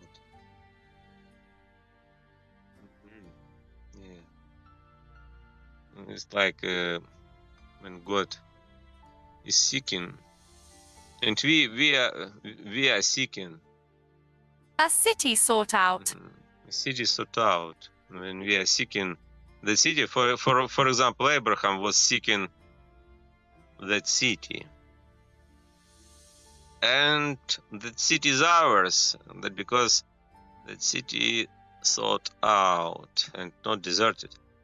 Those words cannot apply to the Jerusalem which, when the Lord came into the world, was inhabited by the Jews, for it was directly opposite in every respect, and was rather to be called Sodom, as it is also called in the Revelation 11:8, Isaiah 3:9, Jeremiah 23:14, Ezekiel 16:48, 46:48. So in another part of Isaiah, for behold, I create a new heaven and a new earth. The former shall not be remembered. Be glad and exult to eternity in that which I create.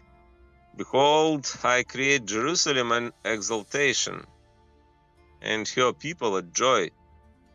And I will exult over Jerusalem, and rejoice over my people.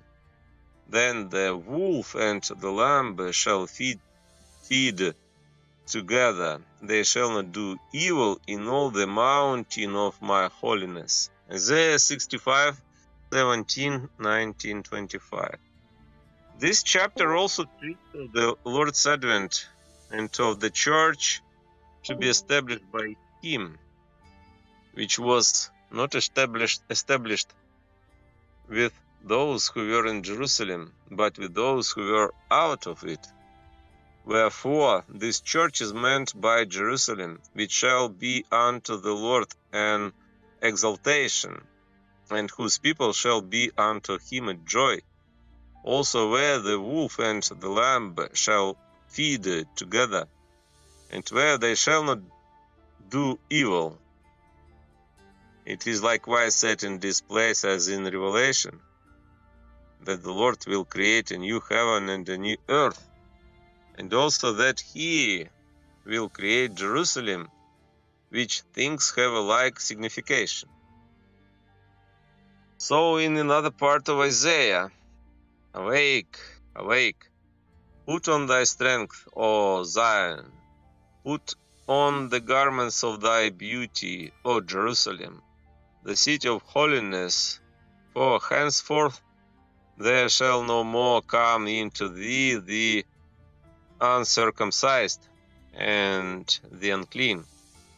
Shake thyself from the dust, arise and sit down, O Jerusalem. My people shall know my name in the day, for I am he that doth speak. Behold, it is I, Jehovah, hath comforted his people, he hath redeemed Jerusalem. Isaiah 52, 1, 2, 6, 9. This chapter also treats of the Lord's Advent and of the church to be established by him. Therefore, by Jerusalem, into which the uncircumcised and the unclean shall no more come, and which the Lord will redeem, is meant the church, and by Jerusalem, the city of holiness, the church as to doctrine from the Lord and concerning the Lord. In Zephaniah, shout, daughter of Zion, be glad with all the heart, O daughter of Jerusalem, the king of Israel is in the midst of thee. The king of Israel is in the midst of thee. Fear not evil anymore. He will rejoice over thee with joy. He will rest in thy love. He will exult over thee with shouting. I will give you for a name and a praise to all the people of the earth. Zephaniah 3, 14, 15, 17, 20. Here in like manner the Lord and the church from him are treated of, over which the King of Israel, who is the Lord, will rejoice with joy, will exult with shouting, and in whose love he will rest, and who will give them for a name and a praise to all the people of the earth. In Isaiah, thus saith Jehovah, thy Redeemer, and thy former, and thy former, saying to Jerusalem, thou shalt be inhabited, and to the cities of Judah ye shall be built. Isaiah 44, 24, 26. And in Daniel, know and perceive that from the going forth of the word, even to restore and to build Jerusalem, even unto Messiah, the Prince, shall be 7 weeks. Daniel 9:25.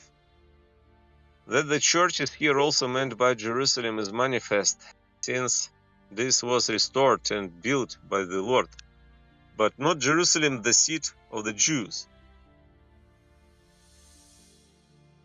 By Jerusalem is also meant the church from the Lord in the following passage in Zechariah.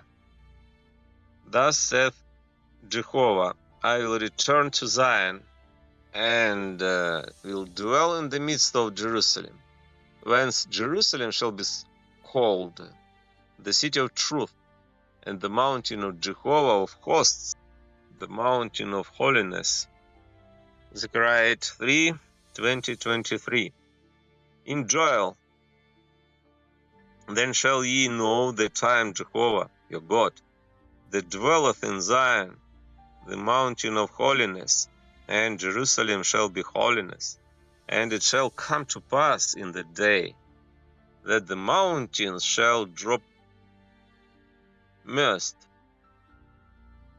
Must is like from wine, yeah. Must. Yeah, it's like it's from wine, like juice from grapes. The mountains shall drop must, and the hills shall flow with milk, and Jerusalem shall sit to generation and generation. Joel 3:17, 18, 20.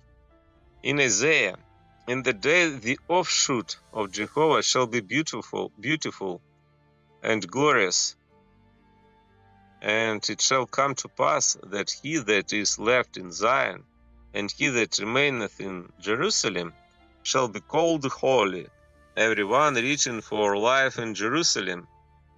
Isaiah 4:2-3 in Micah.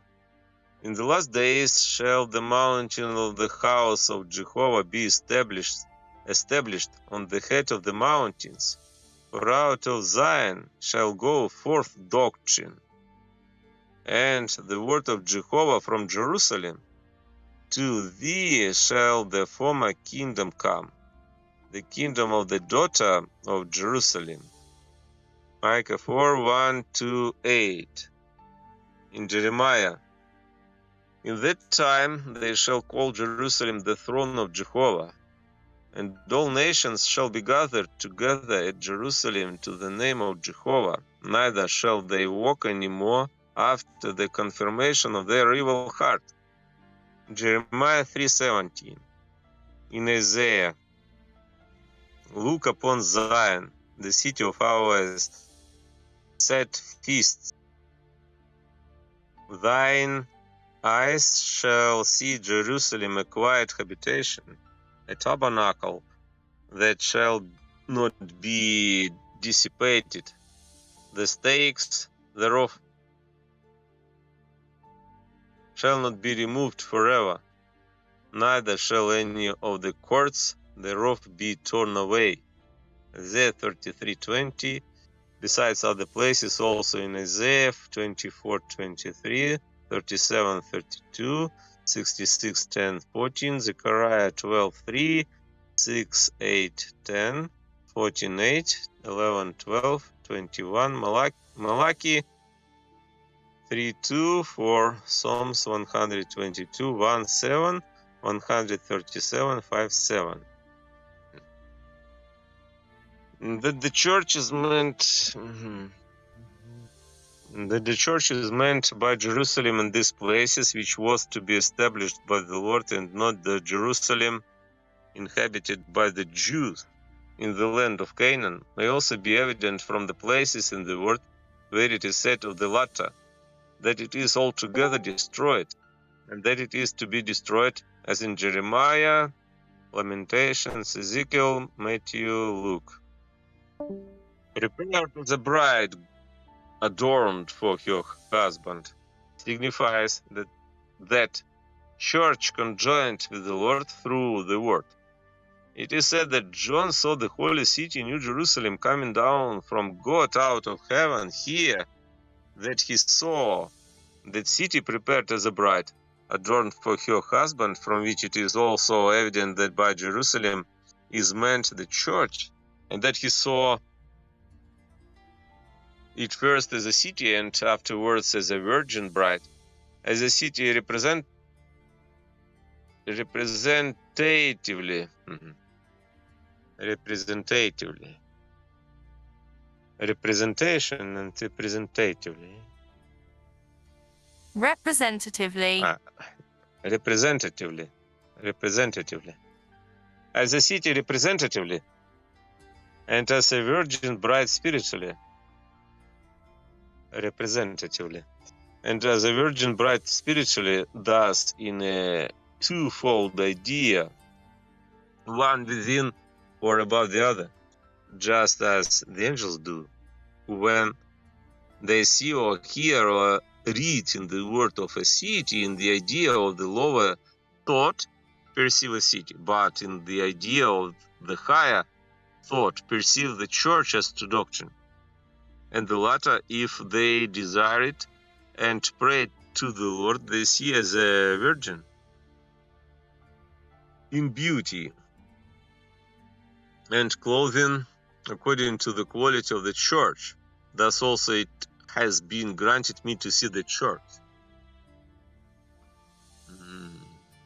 8 and it's like next section.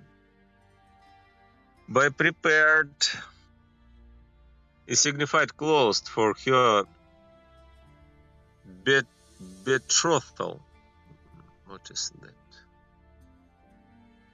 Betrothal. Betrothal. Betrothal. Betrothal. Betrothal. Engagement. Betrothal.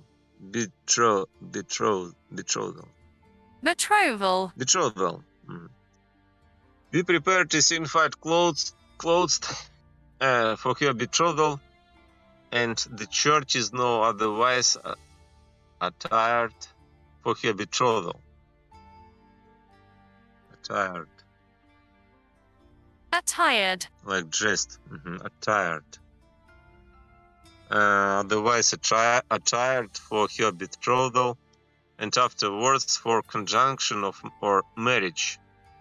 Then by the word, for this is the only means of conjunction of or marriage, because the word is from the Lord, and concerning the Lord, and thus the Lord, for which reason it is also called a covenant, and the covenant signifies spiritual conjunction.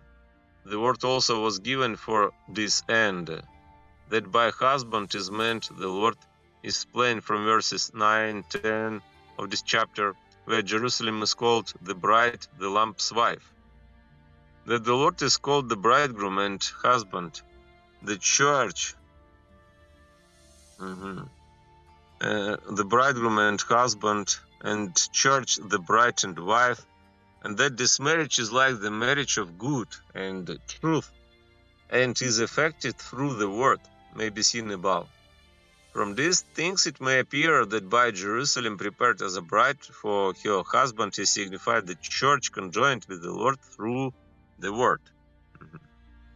Maybe any comments about that verse? That was verse 2 of the chapter 21 of the book of Revelation. Maybe someone wants to read next verse? Because I was reading a lot. If nobody wants to read, then this. You want to read? Can you give me 10 seconds?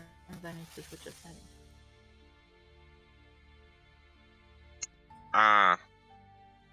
Can you read verse 3?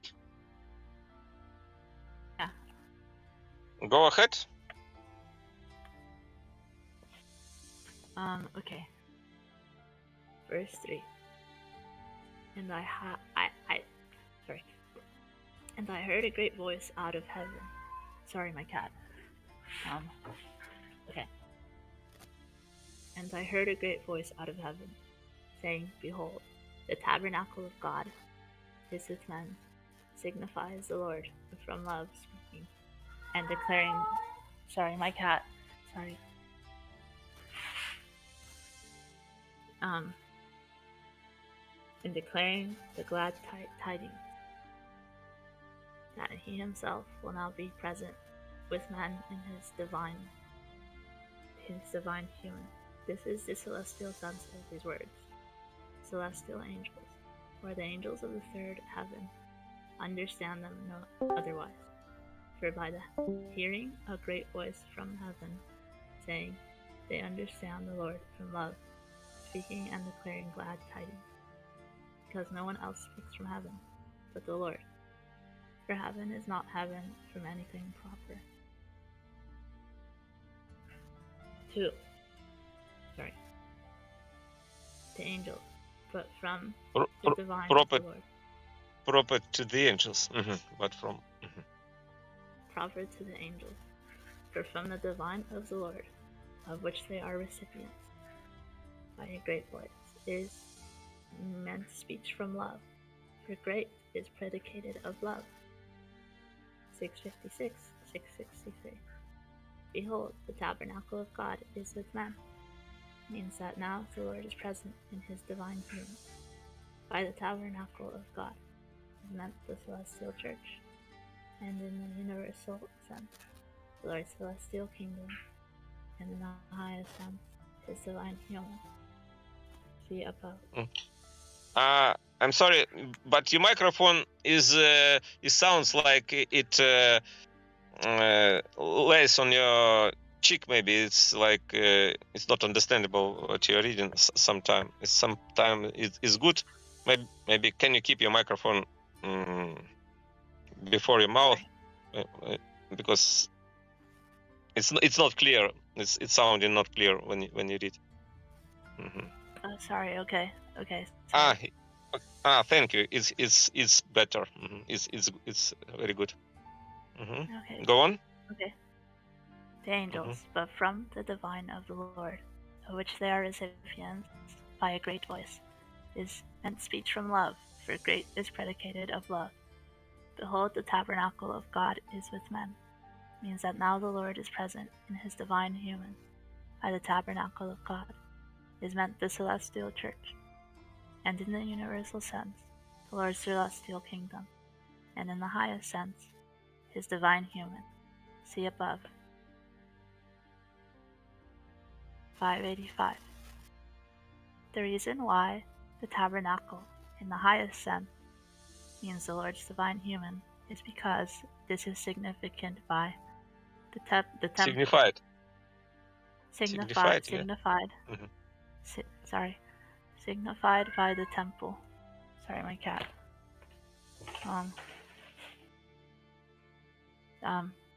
As may appear from John 2:19, 21, Malachi 3:1, Revelation 21:22, and elsewhere. The same is meant by the tabernacle, with this difference that by the temple is meant the Lord's divine human, as to the divine truth, or the divine wisdom, and by the tabernacle is meant the Lord's divine human, as to the divine good, or the divine love. Hence it follows that by behold the tabernacle of God is with men, is meant that the Lord will now be present with men in his divine human.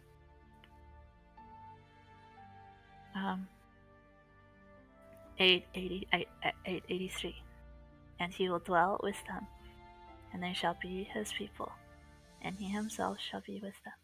Their God signifies the conjunction of the Lord, which is such that they are in him, and his in them.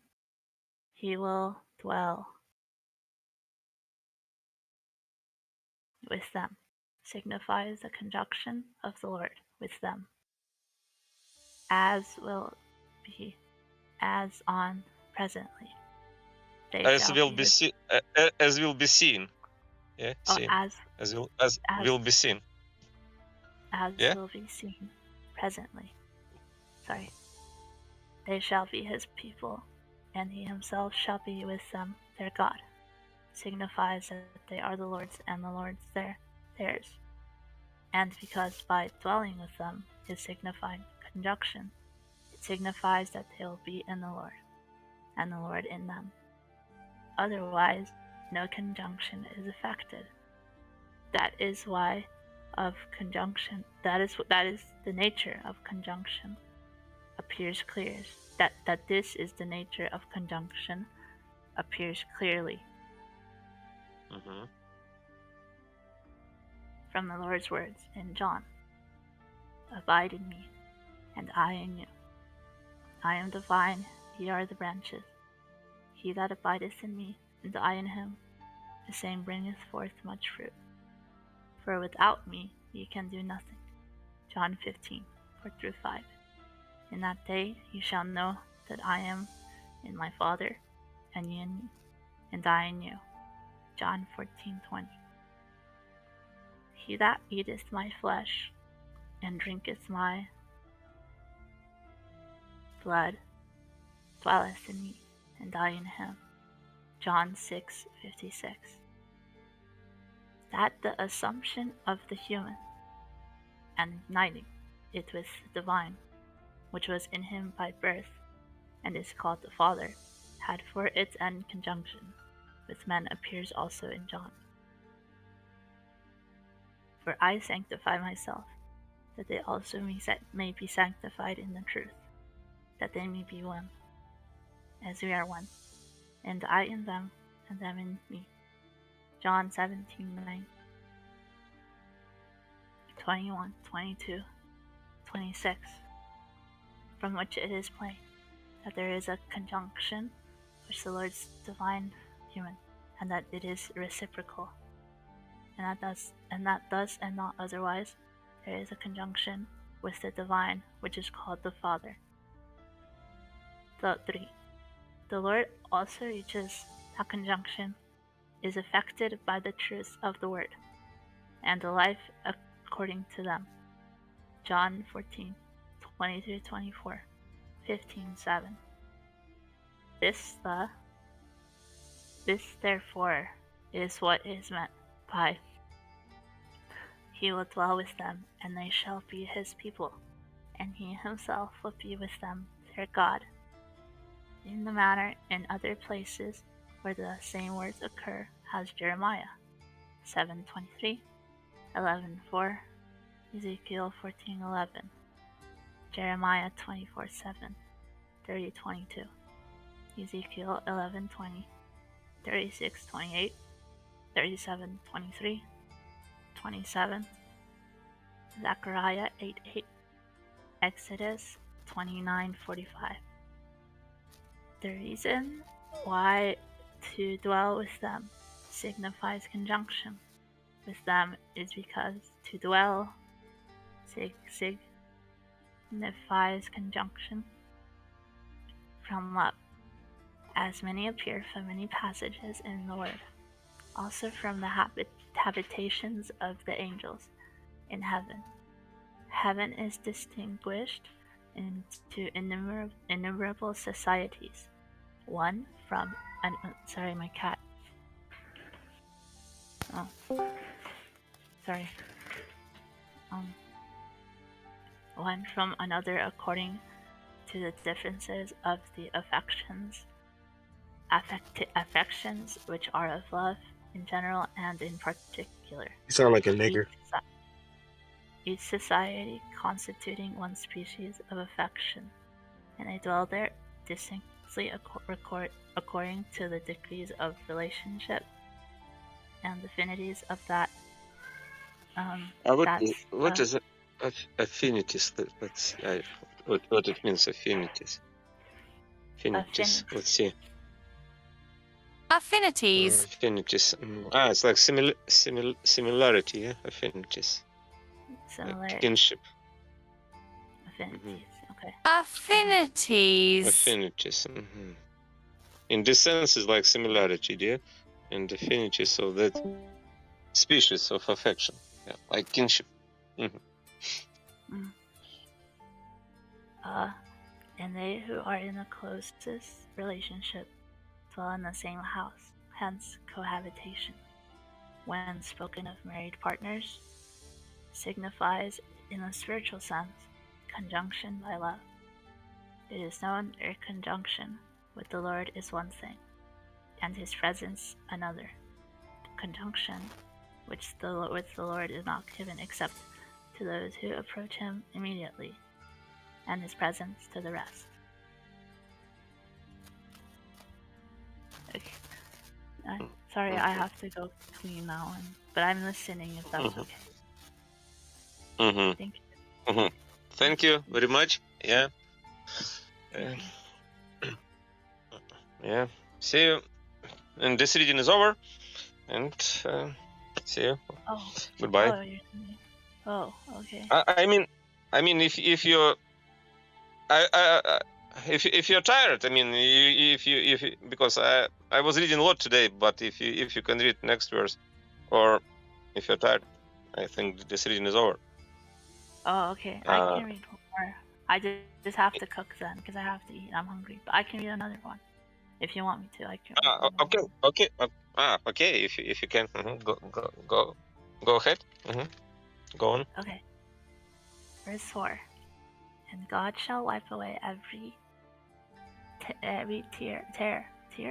God shall wipe away every tear from their eyes, and death shall be no more, neither mourning nor crying, neither shall labor be any more. For the former things have passed away, signifies that the Lord will take from them all grief of mind, fear of damnation on account of evils and falsities from hell, and of temptation from them, and they shall not remember them, because the dragon which had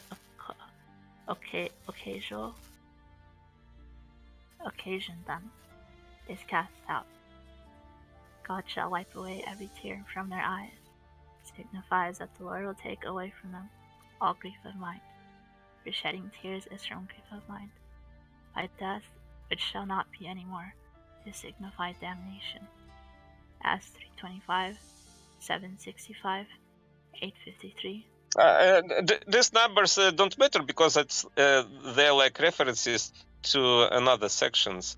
Yeah, because it's like references Oh, okay, to sorry. other sections. Yeah. Okay.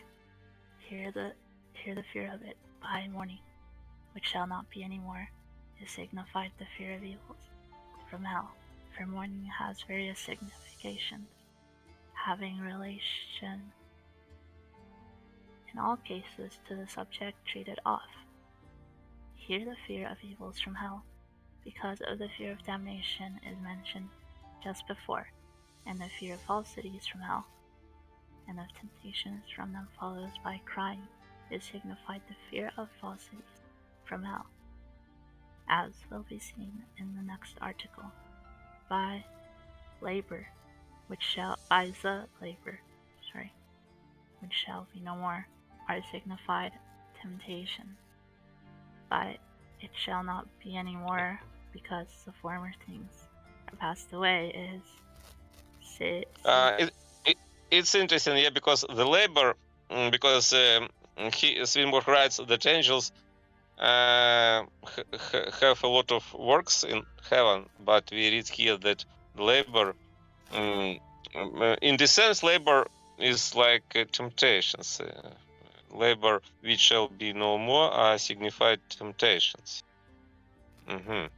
Because labor, labor, maybe I think I understand this like when we fight with our temptations, yeah, because Jesus was fighting with his temptations.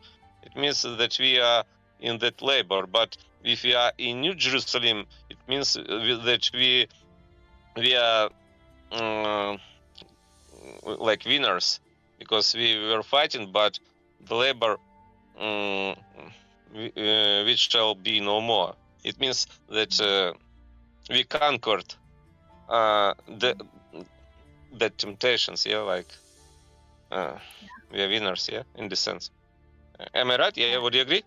In the sense, like labor means. we're winners. Mhm. We're winners. Because we fight with temptations here on this planet Earth, yeah, on this Earth. But if you are in heaven, it means that that the labors shall be no more, like temptations, yeah, temptations shall be no more. It's interesting, yeah. No more temptations. Yeah. Mm-hmm. but it shall not be anymore, because the former things are passed away. The former things are passed away is signified. Signified that they shall not remember them, because the dragon who had occasioned them is cast out, for those constitute the former things which hath passed away. But these things shall be illustrated. Every man after death first comes Comes. into the world of spirits, which is midway between heaven and hell, and is there prepared the good for heaven and the evil for hell, concerning which world see above. And because there are consociations, there is in the natural world. There as in the natural world.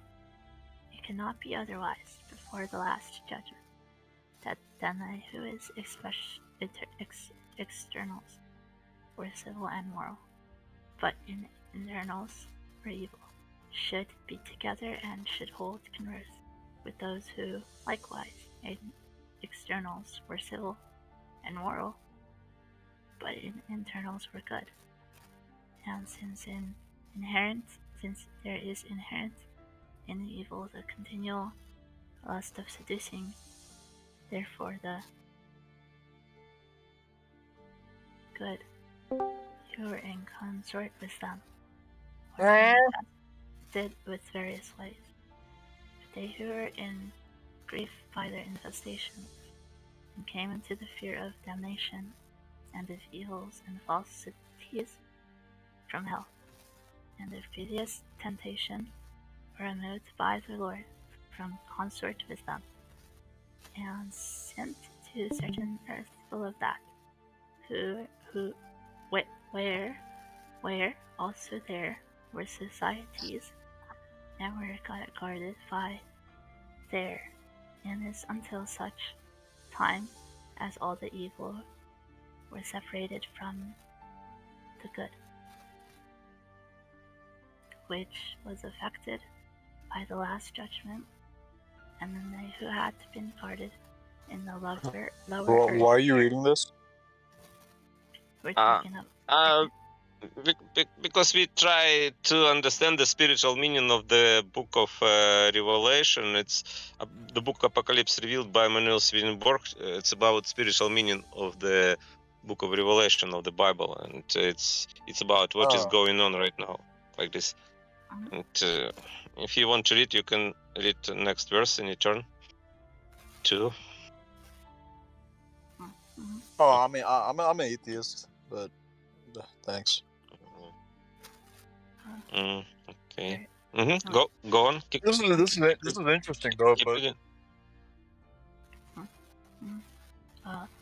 Were taken by the Lord into heaven.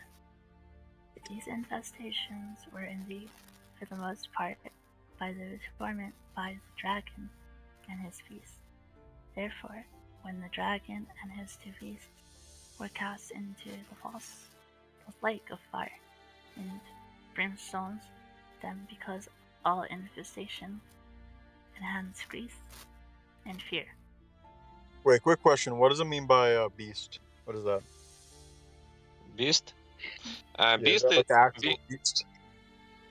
It's like beast in the book of Revelation. We can see it's chapter 21, verse 4. 3. Oh. Verse 3 or 4? 3, yeah? 21, verse 3. 1 second.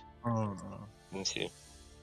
Yeah, no, I was just asking, like, if it means like an actual, like, an animal or, person. It's a 4 verse. Because I don't see beast. Maybe it's another. It's in 1 there. Second. Yeah, it's in there. Yeah. His beast. It says Therefore, dragon when and the beast. Mm-hmm. Let's see Isn't that fairy tale where is though? Oh, like we.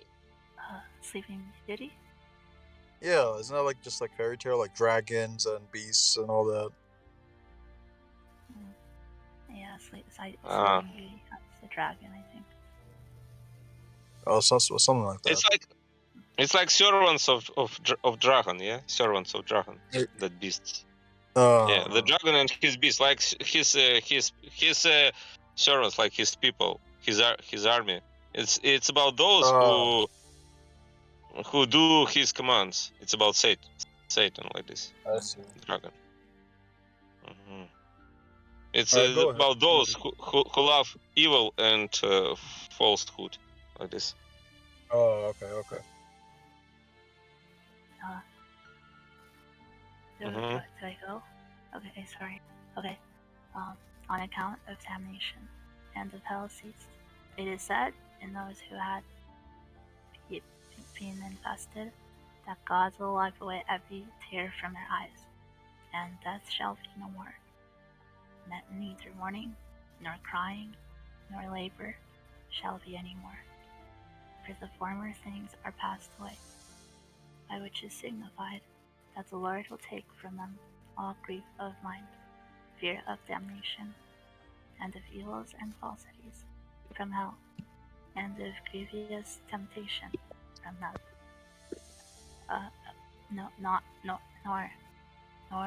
nor would they remember them, because the dragon who had induced them was cast out, that the dragon and his two beasts were ejected and cast into the lake of fire and dripstone may be seen above, and that the dragon infested appears from many places, for he fought with Michael and wished to devour the offspring which the woman brought forth, and persecuted the woman, and went to make.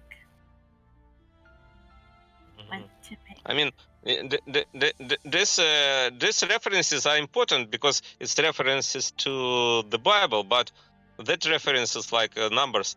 It's like references. Do you see these references are to references of of this book, like references to section of this book, but this references like biblical, yeah, references. Revelation, 12, 20, Revelation.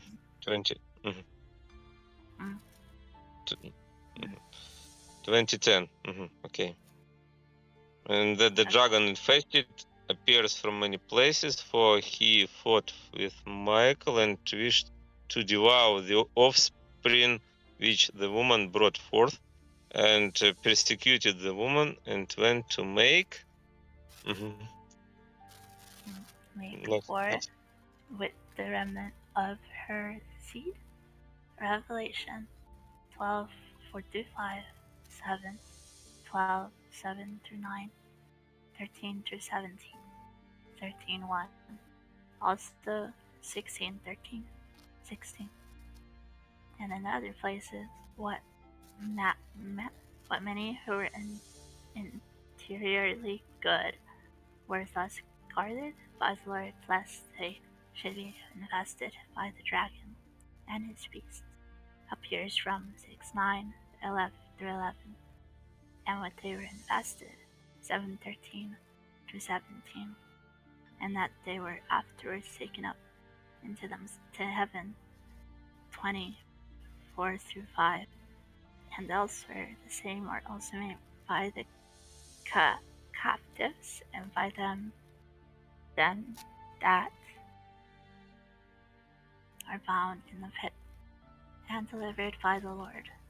Isaiah 24:22, 61:1, Luke 4:18-19, Zechariah 9:11, Psalm 79:11.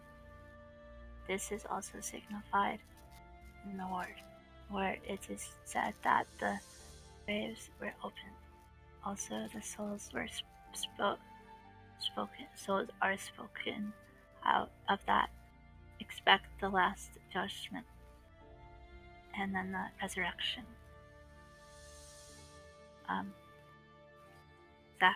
the crying in the word is said of grief and fear of falsities from hell, and hence of devastation by them appears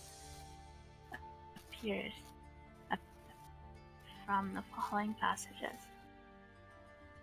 Former troubles are forgotten, and they shall be hidden from mine eyes, and the voice of weeping shall not be heard in her, nor the voice of crying. Isaiah 65:16-19.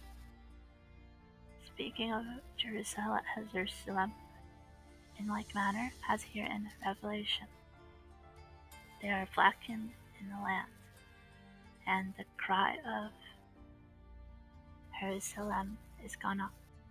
Jeremiah 14:12. Sec. Lamentation over the falsities which devastate the church is treated of Jehovah looked for judgment, but behold a scaff for justice, but behold a cry. Isaiah 5:7. The voice of the cry of the shepherds, for Jehovah layeth waste their pasture. Jeremiah 25:36. The voice of a cry from What is scap? Scap. Scap. Scap. Scab. Scap. It's like disease, like this disease of a tree, yeah? Scap. Crust, maybe, yeah? Yeah, like plague. Plaque, like this. Scap. Looked for judgment, but behold a scap. Scap. Okay. The voice of a cry from the fish gate, because their wealth is become a booty, and their houses a desolation. Zephaniah. What is booty? Booty. Like loot. Like extraction, yeah? Extraction. Booty. And their houses a desolation. Zephaniah 1:10-13.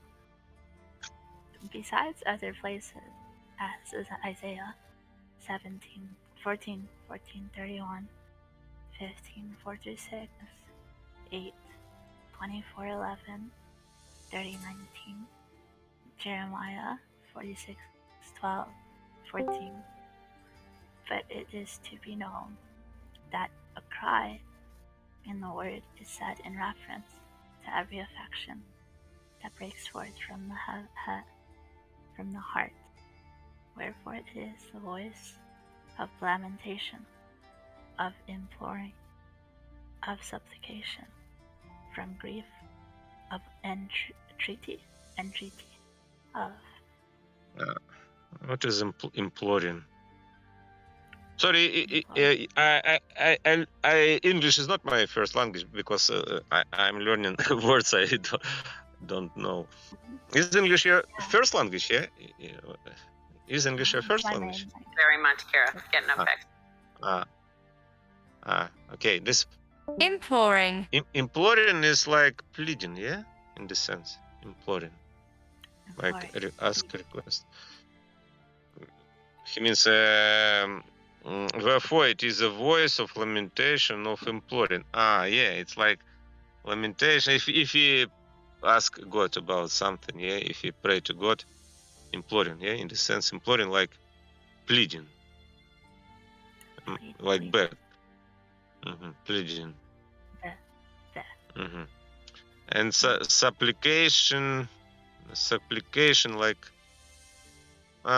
supplication, it's like prayer, petition, supplication, petition, supplication from grief and entreaty. Entreaty? What is this? It's entreaty. It's like the same thing. Plea. Like these three words, like imploring, supplication from grief, or entreaty, like similar meaning. Yeah, these three words have similar meaning. Like this, okay. it's about the meaning of lamentation, of entreaty, of indignation, and indignation. What is this indignation? Indignation. Indignation, like outrage, yeah, resentment, Resentment. resentment, indignation. Of confession, year of exaltation. Okay. Amen. Mhm, Exaltation. mhm. Verse 5. Oh, Okay. I think today this. I think this reading is over today because it's. I was reading a lot.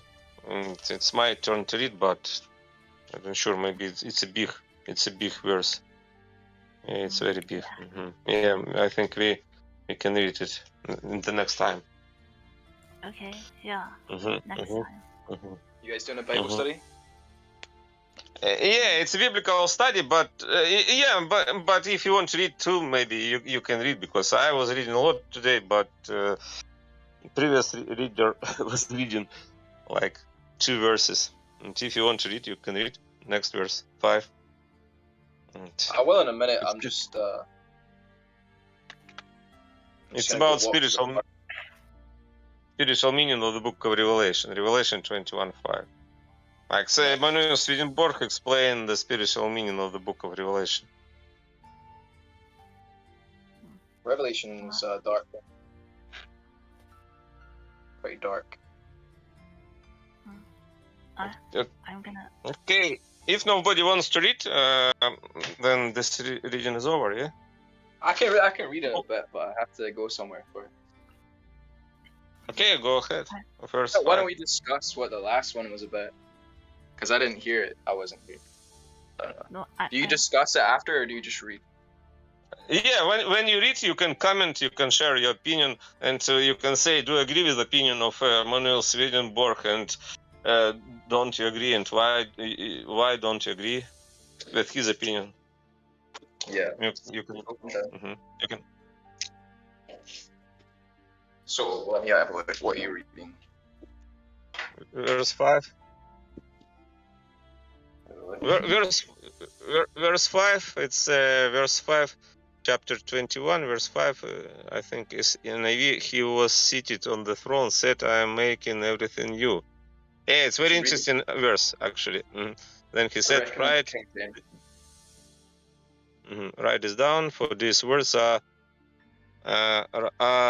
trustworthy and true. Yeah, this is this. Yeah, this is this verse. Go ahead. Verse 5. Yeah, I can't do it right now, but I can in 5 minutes. You can wait 5 minutes, or we can talk about something else until that 5 minutes is over. Just walk into the park. I have to go cook food. I have to Baked? cook food. I'm gonna be muted. I'm gonna be muted. Okay. If nobody wants to, nobody wants to read, yeah. Next. I'm down, but not for 5 minutes.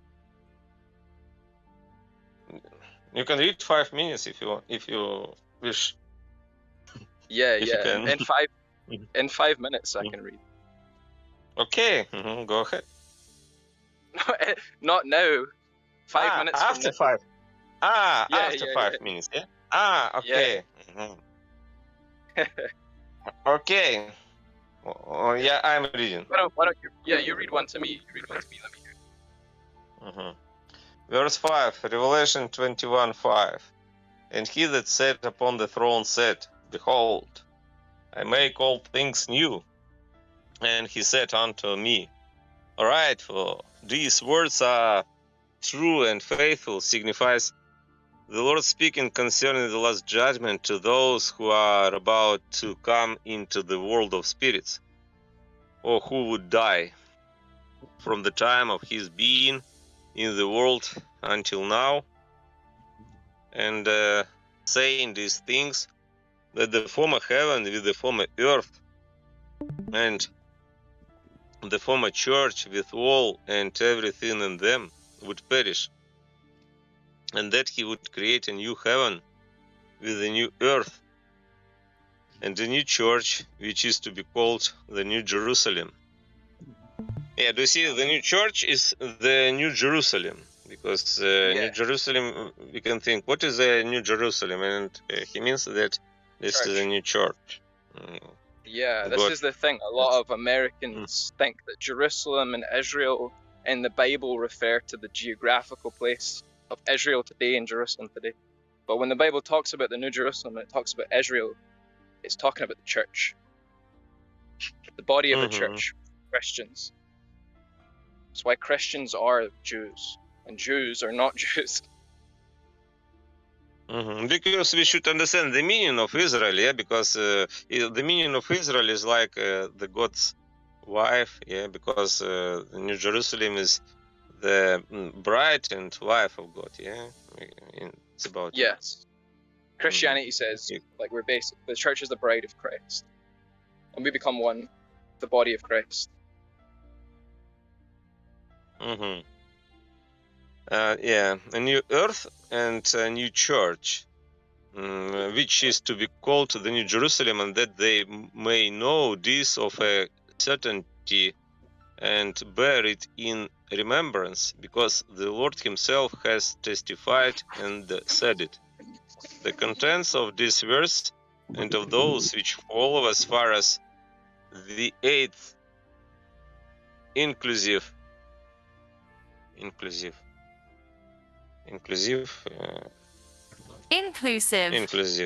including 8th inclusive were said to those who would come out of the Christian world into the world of spirits, which happens immediately after death, to the end that they might not suffer themselves to be seduced by the Babylonians and dragonists.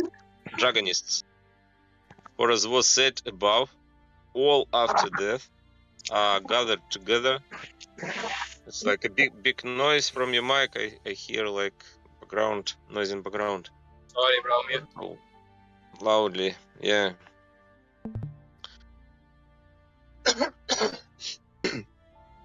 Seduced by the Babylonians and dragonists, for as was said above, all after death are gathered together in the world of spirits and cherish social interaction with one another, whereas in the natural world, where they are together with the Babylonians and dragonists, who continually burn with the lust of seducing, and who were also allowed by imaginary and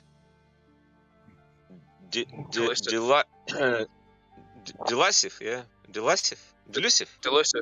that's it. Delusive arts. What is delusive arts like? Delusive. Imagine deceptive, it's probably on the same root as like delusion. It's like an illusion. Yeah, like unreal, deceptive, illusory. Yeah, illusory. Yeah. And delusive. Well, elusive means illusory, which is like an illusion is something like, I guess you apply that to someone else.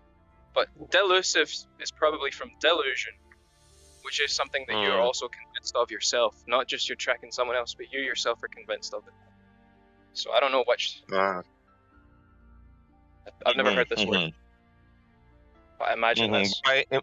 By imaginary and delusive arts, to form to themselves heavens, as it were, by which also they could seduce. To prevent this, these things were said by the Lord, that they might know of a certainty that those heavens with their earths would perish, and that the Lord would create a new heaven and a new earth, when they would be saved who did not suffer themselves to be seduced. But it is to be known that this was said to those who lived from the Lord's time even to the last judgment, which was executed in the year 1757, because this could have been seduced. But after this event, this was no longer possible because the Babylonians and Dragonists were separated and cast out. We will not proceed to the explanation. By him who sat on the throne is meant the Lord. The reason why the Lord here spoke upon the throne is because he said, "Behold, I make all things new," by which is signified that he was about to execute the last judgment, and then to create a new heaven and a new earth and a new church, with all and everything in them. That a throne means judgment in a representative form may be seen, and that the former heaven and former church perished on the day of the last judgment. He said unto me, "Write, for these words are true and faithful," signifies that they might know this for certain, and remember it because the Lord himself testified and said it. The Lord's making use of the word said a second time signifies that they might know it for certain. By right is signified for remembrance, or that they might remember, and by these words are true and faithful is signified that they ought to be believed, because the Lord himself testified and said it. Any comments? Maybe. Mhm. Yeah. Let me just. It was verse So verse I 5. Mhm. Yeah, I don't know so much about the NIV and all this. I've never heard some of these words like dragonists and stuff. It'd be interesting to see what word they're translating.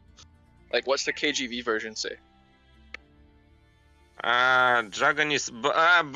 Swedenborg uses this word to talk about those who worship to dragon, but I think it's not Satan? like biblical word. Dragonists, yeah, dragonists. Dragonists like followers of dragon, yeah. In this sense, he calls them Well, dragonists. let's see what does it say in the King James version, the KJV. KJV, yeah, this is KJV. It's verse 5. Verse 5. So yeah, what is it? What if you go to the verse about dragonists? Can you show me what it says in the KJV? And let's see what word they use. So I'm curious. Dragonists. Dragonists. Where is that? Dragonists. There you go. You just missed it. Go back one. The Right at the Babylonians bottom.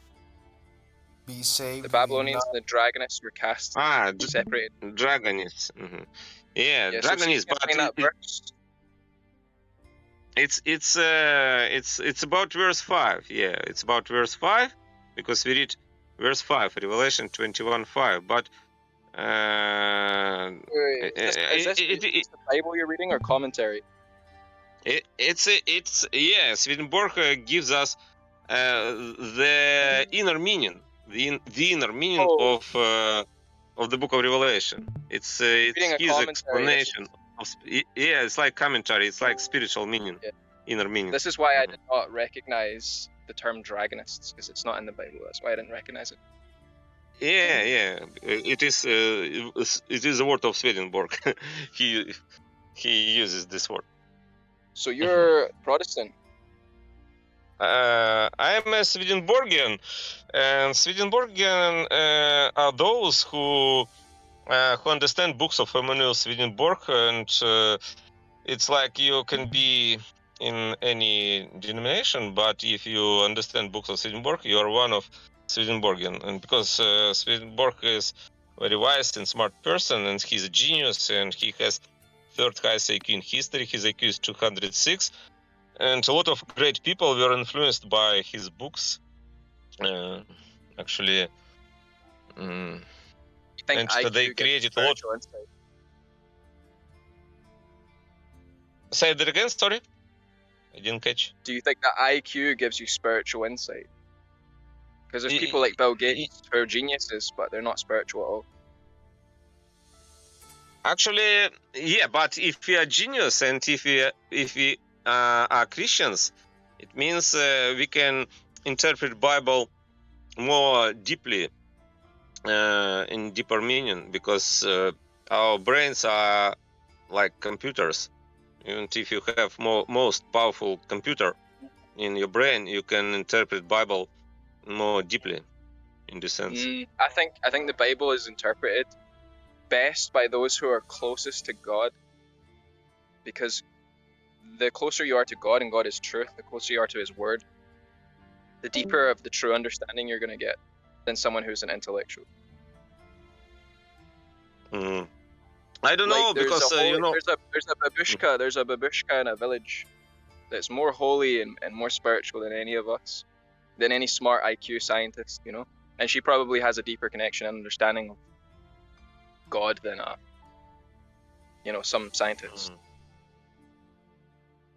I don't know, because I mean, Swedenborg writes about, in spiritual sense, Swedenborg writes about how can we make the world a better place, like this. It's about building an ideal, just, and perfect society, and a lot of philosophers, like German idealist philosophers, and they were Christians, and that philosophers were influenced by books of Swedenborg, and they created his doctrines on books of Swedenborg.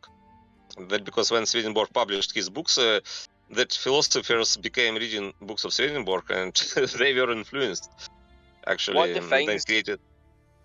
What defines Swedenborgism? What defines the main? What are the characteristics that separate it from other Christians?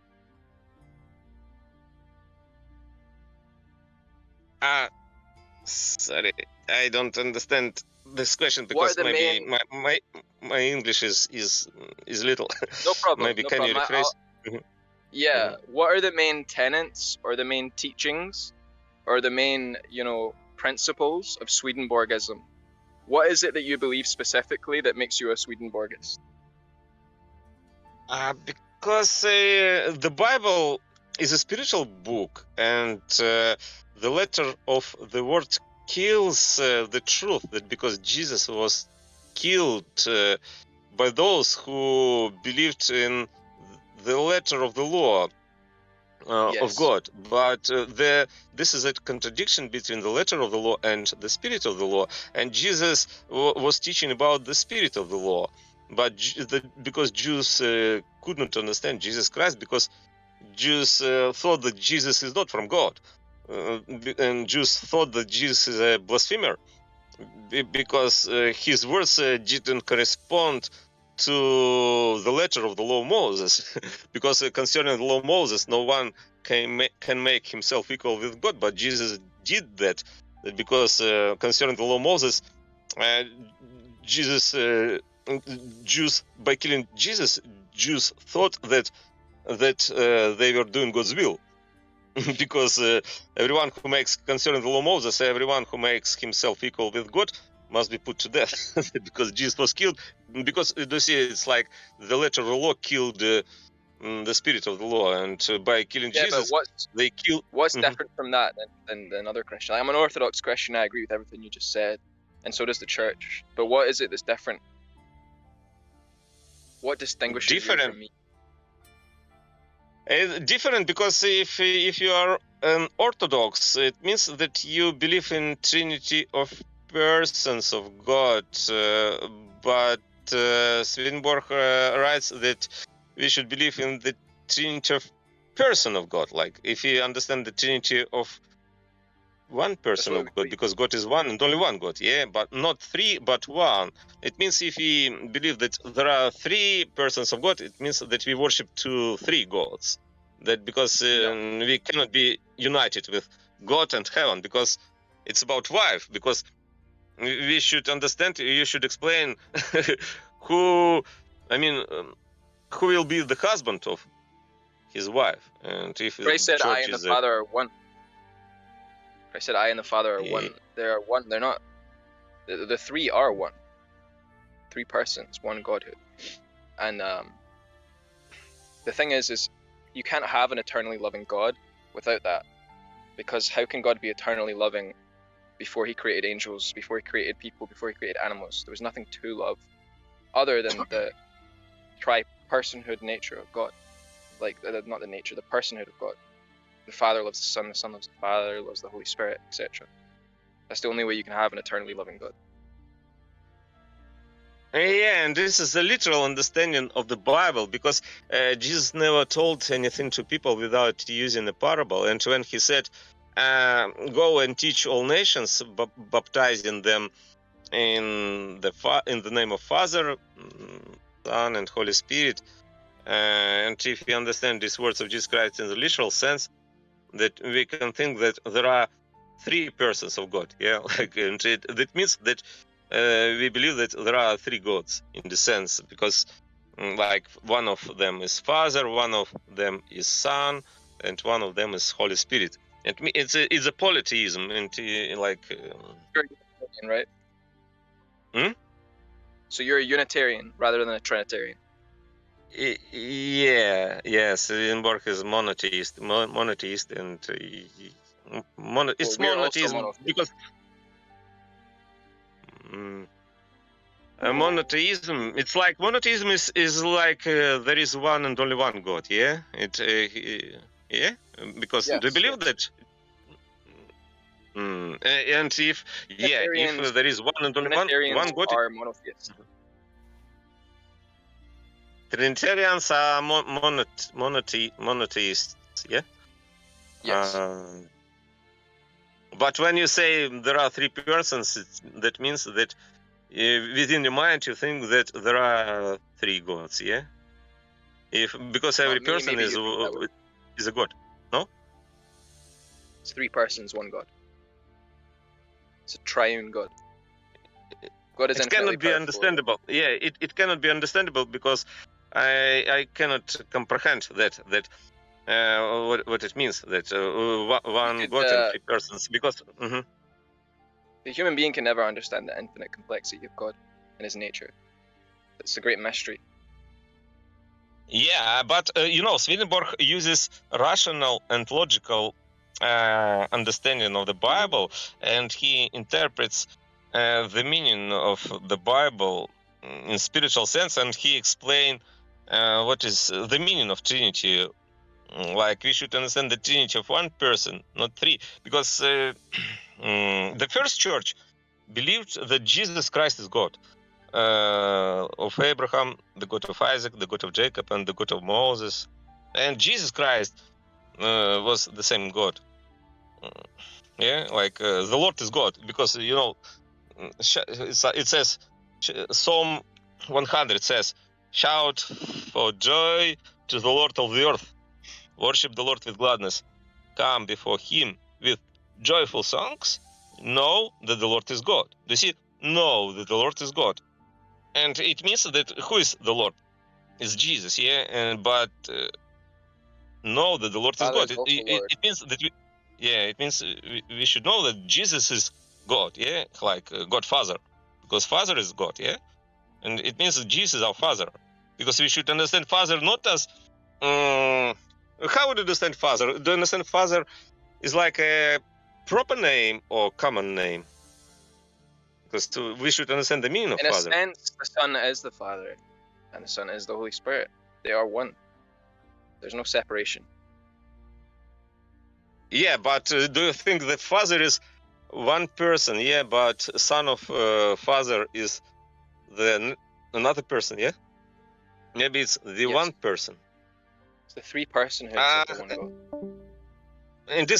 In your understanding, Father is a name, not title. Yeah, but name. Yeah, like name of the Father of Jesus Christ is the Father. Yeah, like the Father is a name of God, who is the Father of Jesus Christ. The name of God is Jesus Christ. The name of God is Jesus Christ, of course. Yeah, it means that if there is one and only one God, that means that Jesus Christ is God Father. Yeah, because when the Father is asked his name, he says only "I am that I am." He doesn't give a name. Yeah, and this is because Father is Jehovah, yeah, and the name Jehovah of Jesus just means, is. Mhm. that's Jehovah is just like an Anglicanization of Yahweh, which just means I am that I am. It's not a name. It's just a statement. I am that I am. Yeah, and when Jesus said to the Jews, because when Jews said to Jesus, "You are not yet 50 years old, and you have seen Abraham," but Jesus said, "Before Abraham was born, I am." And in Greek, we can see that Jesus uses the same word, "I am who I am," like that because they picked up stones to stone him after these words. That because Jesus said to them, "I am Jehovah." And you can check it out in Greek.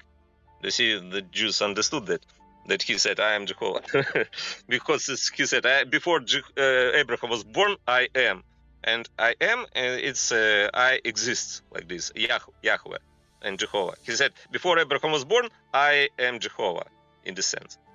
That because they wanted to kill him after these words. Because Yeah, I concerning the wouldn't law use of the word Moses, Jehovah.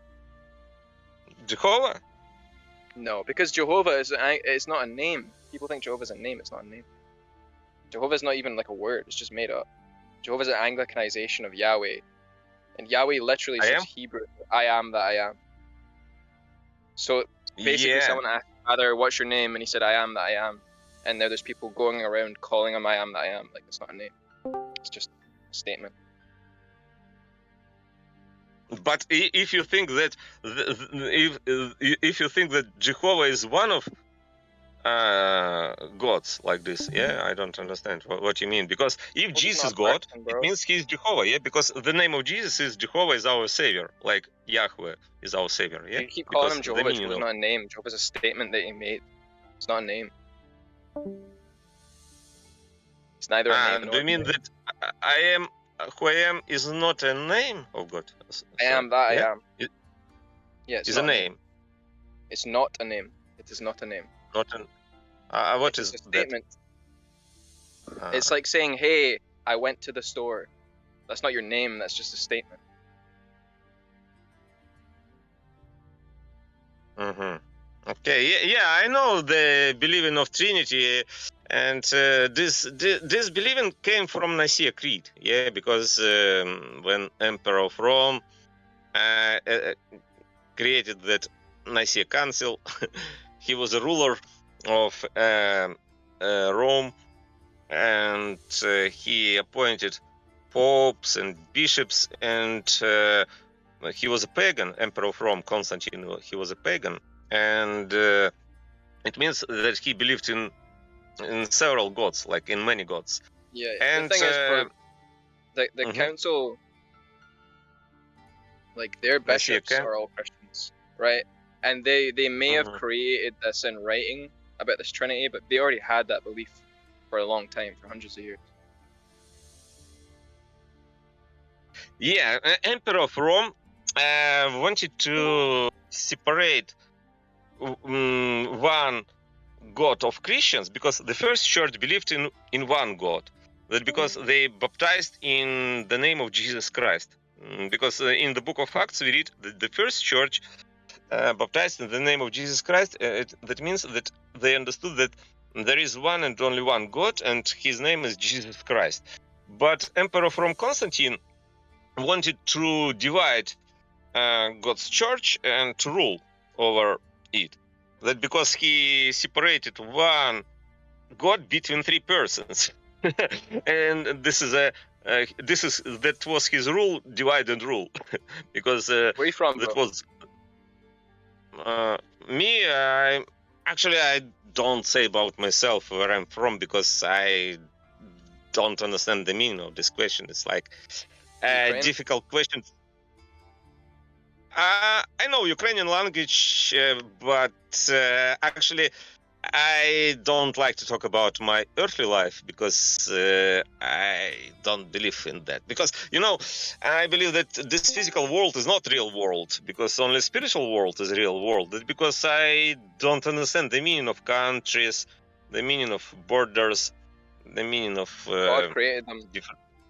From one blood came all nations of men, and separated they were to the bounds of their habitation in the times before appointed. The bounds of their habitation is borders. We're supposed to be separate. We're not supposed to be creating the Tower of Babel and all speaking one language and be globalist with one world religion.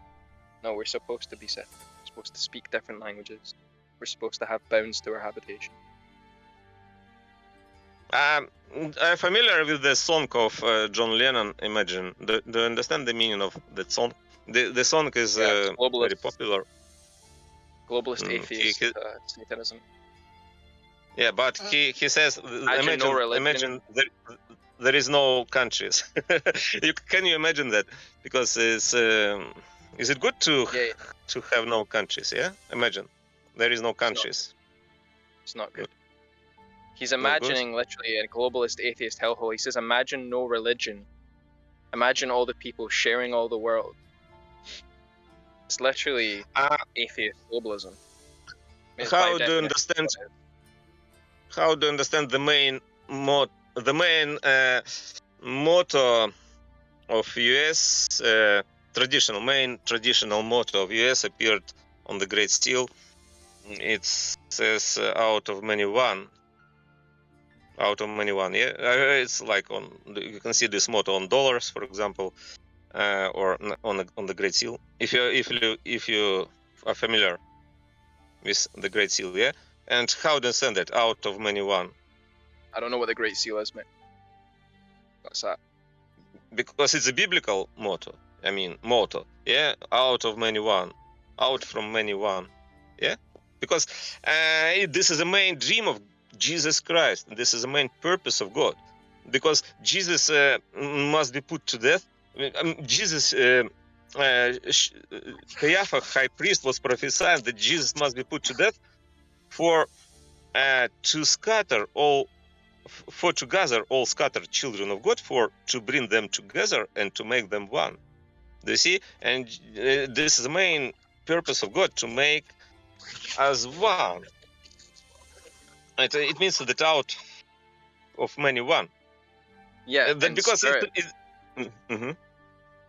Of yeah, course. Spiritually we're supposed to be part of one church, but that's not supposed to mean we get rid of nations, because that's Caesar.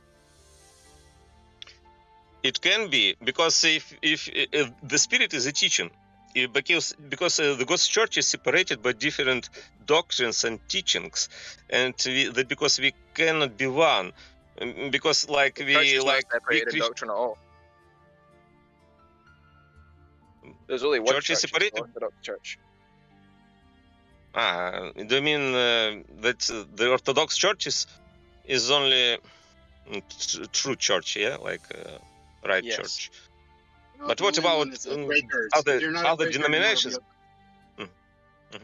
Because there are a lot of Christians of other denominations, and what about them? Because they are children of God too, yeah, because they are Christians. We are all a family. We should understand that, like God's family. They're heterodox. I definitely love them, but that doesn't mean they're right teaching. The true church is the Orthodox. How do you know it's a true one? Yeah, we should understand what is the truth. What is the truth? Maybe because you look at the Bible, it tells you. How do you know your book that was written by illiterate sheep herders is better than the other book written by illiterate sheep herders? We have tens of thousands of manuscripts with a 99.9% degree of accuracy in original Koine Greek. We know for a fact we have the original. You do realize the Bible has changed. It's been passed down like hundreds of years by different translations, we haven't translated. The Orthodox use the original Koine Greek. What translation are you referring to? No, I'm talking about in general, like what we have as a Bible now. How do we know for 100% certainty that some things haven't been changed, like with the progression of time, with the progression of language? Because we have the original manuscripts in Koine Greek. We know for a fact that it's legit. Okay, and how do you know that this is the best book compared to like Quran or compared to like Old Testament? Like, how do you know that's the best one? The Old Testament is legitimate, 100%. It's part of the Bible. How do you know? And well, the Quran, I know that's not real because you shouldn't fuck 9-year-olds. It's pretty simple. Wait, so are you It's saying factual that Jewish is nonfiction. are you saying Judaism is the only true religion then? Because in the Torah is the Old Testament, no? Yeah, Judaism is the true religion. I'm Jewish. So what I about believe in Jesus Christianity Christ, the then? Jewish Messiah. Christianity is not true then? Christianity is Judaism. Wait, is Christianity with Judaism with just an extra book? The church is Israel. We are the New Jerusalem. Jesus Christ is the Jewish Messiah. We are the continuation of the teachings of Abraham. Are you saying We are you're the Jewish? children of Abraham. Yeah, of course. I believe in Oh, Jesus nice. Christ. I'm spiritually of the seed of Abraham. Spiritual of the seed of Abraham. Nice. Do you remember Jesus said Jews are not those who are outwardly, but Jews are those who are inwardly. Paul said about that. You see, because Paul was saying about spiritual Jews, not because Jews are those who are inwardly. What about that? Yeah, because if you believe in you say you're of Abraham, but now you seek to kill me, a man that hath told you the truth, and this did not Abraham. You're children of Satan.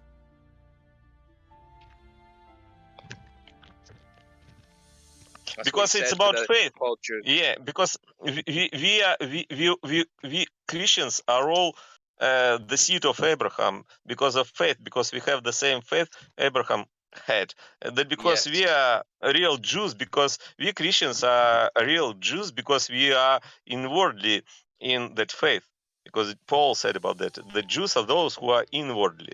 It's about spiritual Jews, yeah? It's not about Jews we are of the spiritual seed of flesh. Abraham. Spiritual Jews. Yeah. No, literally, we're It the means- spiritual seed of Abraham. Yeah. Because flesh counts for nothing. Because if you say that I am a Jew by flesh, but Jesus says flesh counts for nothing. Spirit gives life. And the faith of Abraham is the spirit. Yeah, it's about spirit. Not because we can say that we Christians are real Israelites. And we are Israel, spiritual Israel, and Christians? we are the All New Christians? Jerusalem. No, Ye who do are the born works again. of your father. It's about born again, yeah, who are born anew. Oh, okay. They Literally, are ye do the works of your father. Are you doing the works of the devil, or are you doing the works of Abraham? Are you doing the works of Christ? Are you doing the works of, David? I'm doing the work of Lucifer. works. Then you're No, I'm doing the work of I don't know, some fucking pagan shit. Yeah, you got it right the first time. Maybe we can continue the reading because you should read verse 6 and you said are you ready to read verse 6 and Yeah, put it on the we King. can Put it on the discuss. King. Put it on the King James version for me, though. Verse 6. Get me. You can see on the stream. This is KJV, verse 6. NIV, KJV, yeah, KJV here. And he said unto me. And he said unto me, it is done. I am the Alpha and the Omega, the beginning and the end. I will give unto him that is athirst of the fountain of the water of life freely. And this is it. This Swedenborg explains the spiritual meaning of these words, and you can say, do you agree with his opinion or not? And we can discuss about that. Okay, go ahead. Verse 6. Do you see? I'll be back. And he said unto me. Because we should explain what it signifies. What it signifies when we read, and he said unto me, it is done. What it signifies.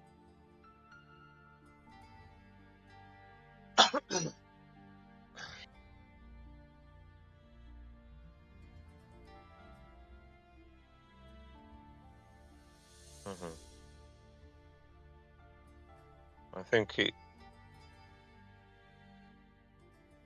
Okay, he left or I don't see. He left or I think he said he was gonna be back, but thanks for letting me listen. I'm gonna go. Thank you all both for letting me listen. Ah, No okay. worries. Bye bye. God bless. God bless. Yeah, sorry, bro. I just had to go for 2 minutes. Mm. Yeah. So, what do you think about that verse?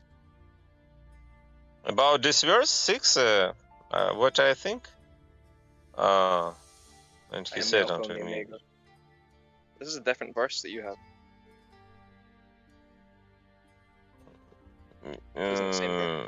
it means he's God. Yeah, that means that Jesus is Alpha and Omega, and the Omega, it means he's God. Yeah, that's all. The beginning and the end. First and last letter of the Greek alphabet. He is. Yeah.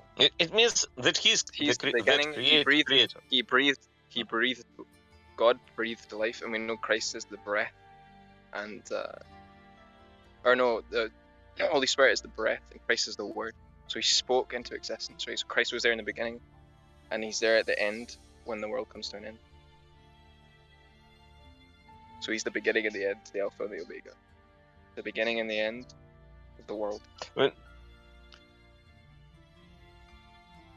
And it means that Jesus is a creator, yeah, of everything, like creator God is the of creator. the universe. I'd say the Father created using the Son and the Holy Spirit, the Word and the breath. Father, in spiritual sense, Father is not about person, because Father is about teaching. For example, if you use American accent, yeah, American accent. It sounds I'm like not American. Not American, yeah. For example, America has founding fathers. If you're familiar with history of USA, it's about, for example, James Madison. He was a father of Constitution of USA. Do you see? But it's not about biological father. James Madison wasn't a biological father of USA. Yeah, it's because he was God is our spiritual father. He might have been a philosophical father. God is our spiritual father.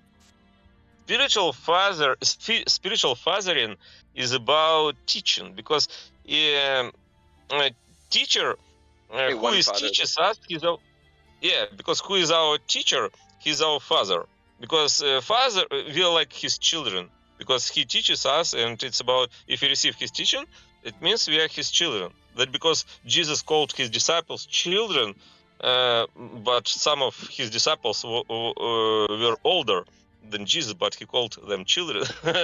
This year, it means that he thought about himself that he was their father, because he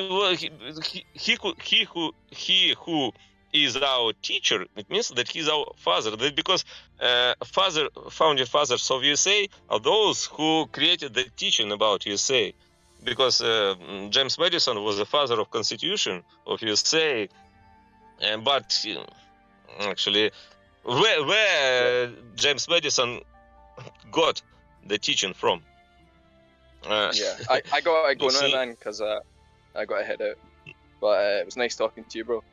God bless. Yeah. God bless. Take care. Okay. I think if nobody wants to read next verse, because I was reading a lot, we can finish this reading. Or okay, I'm going to. Okay, this reading is over, and we can read this verse in next time. Goodbye. See you.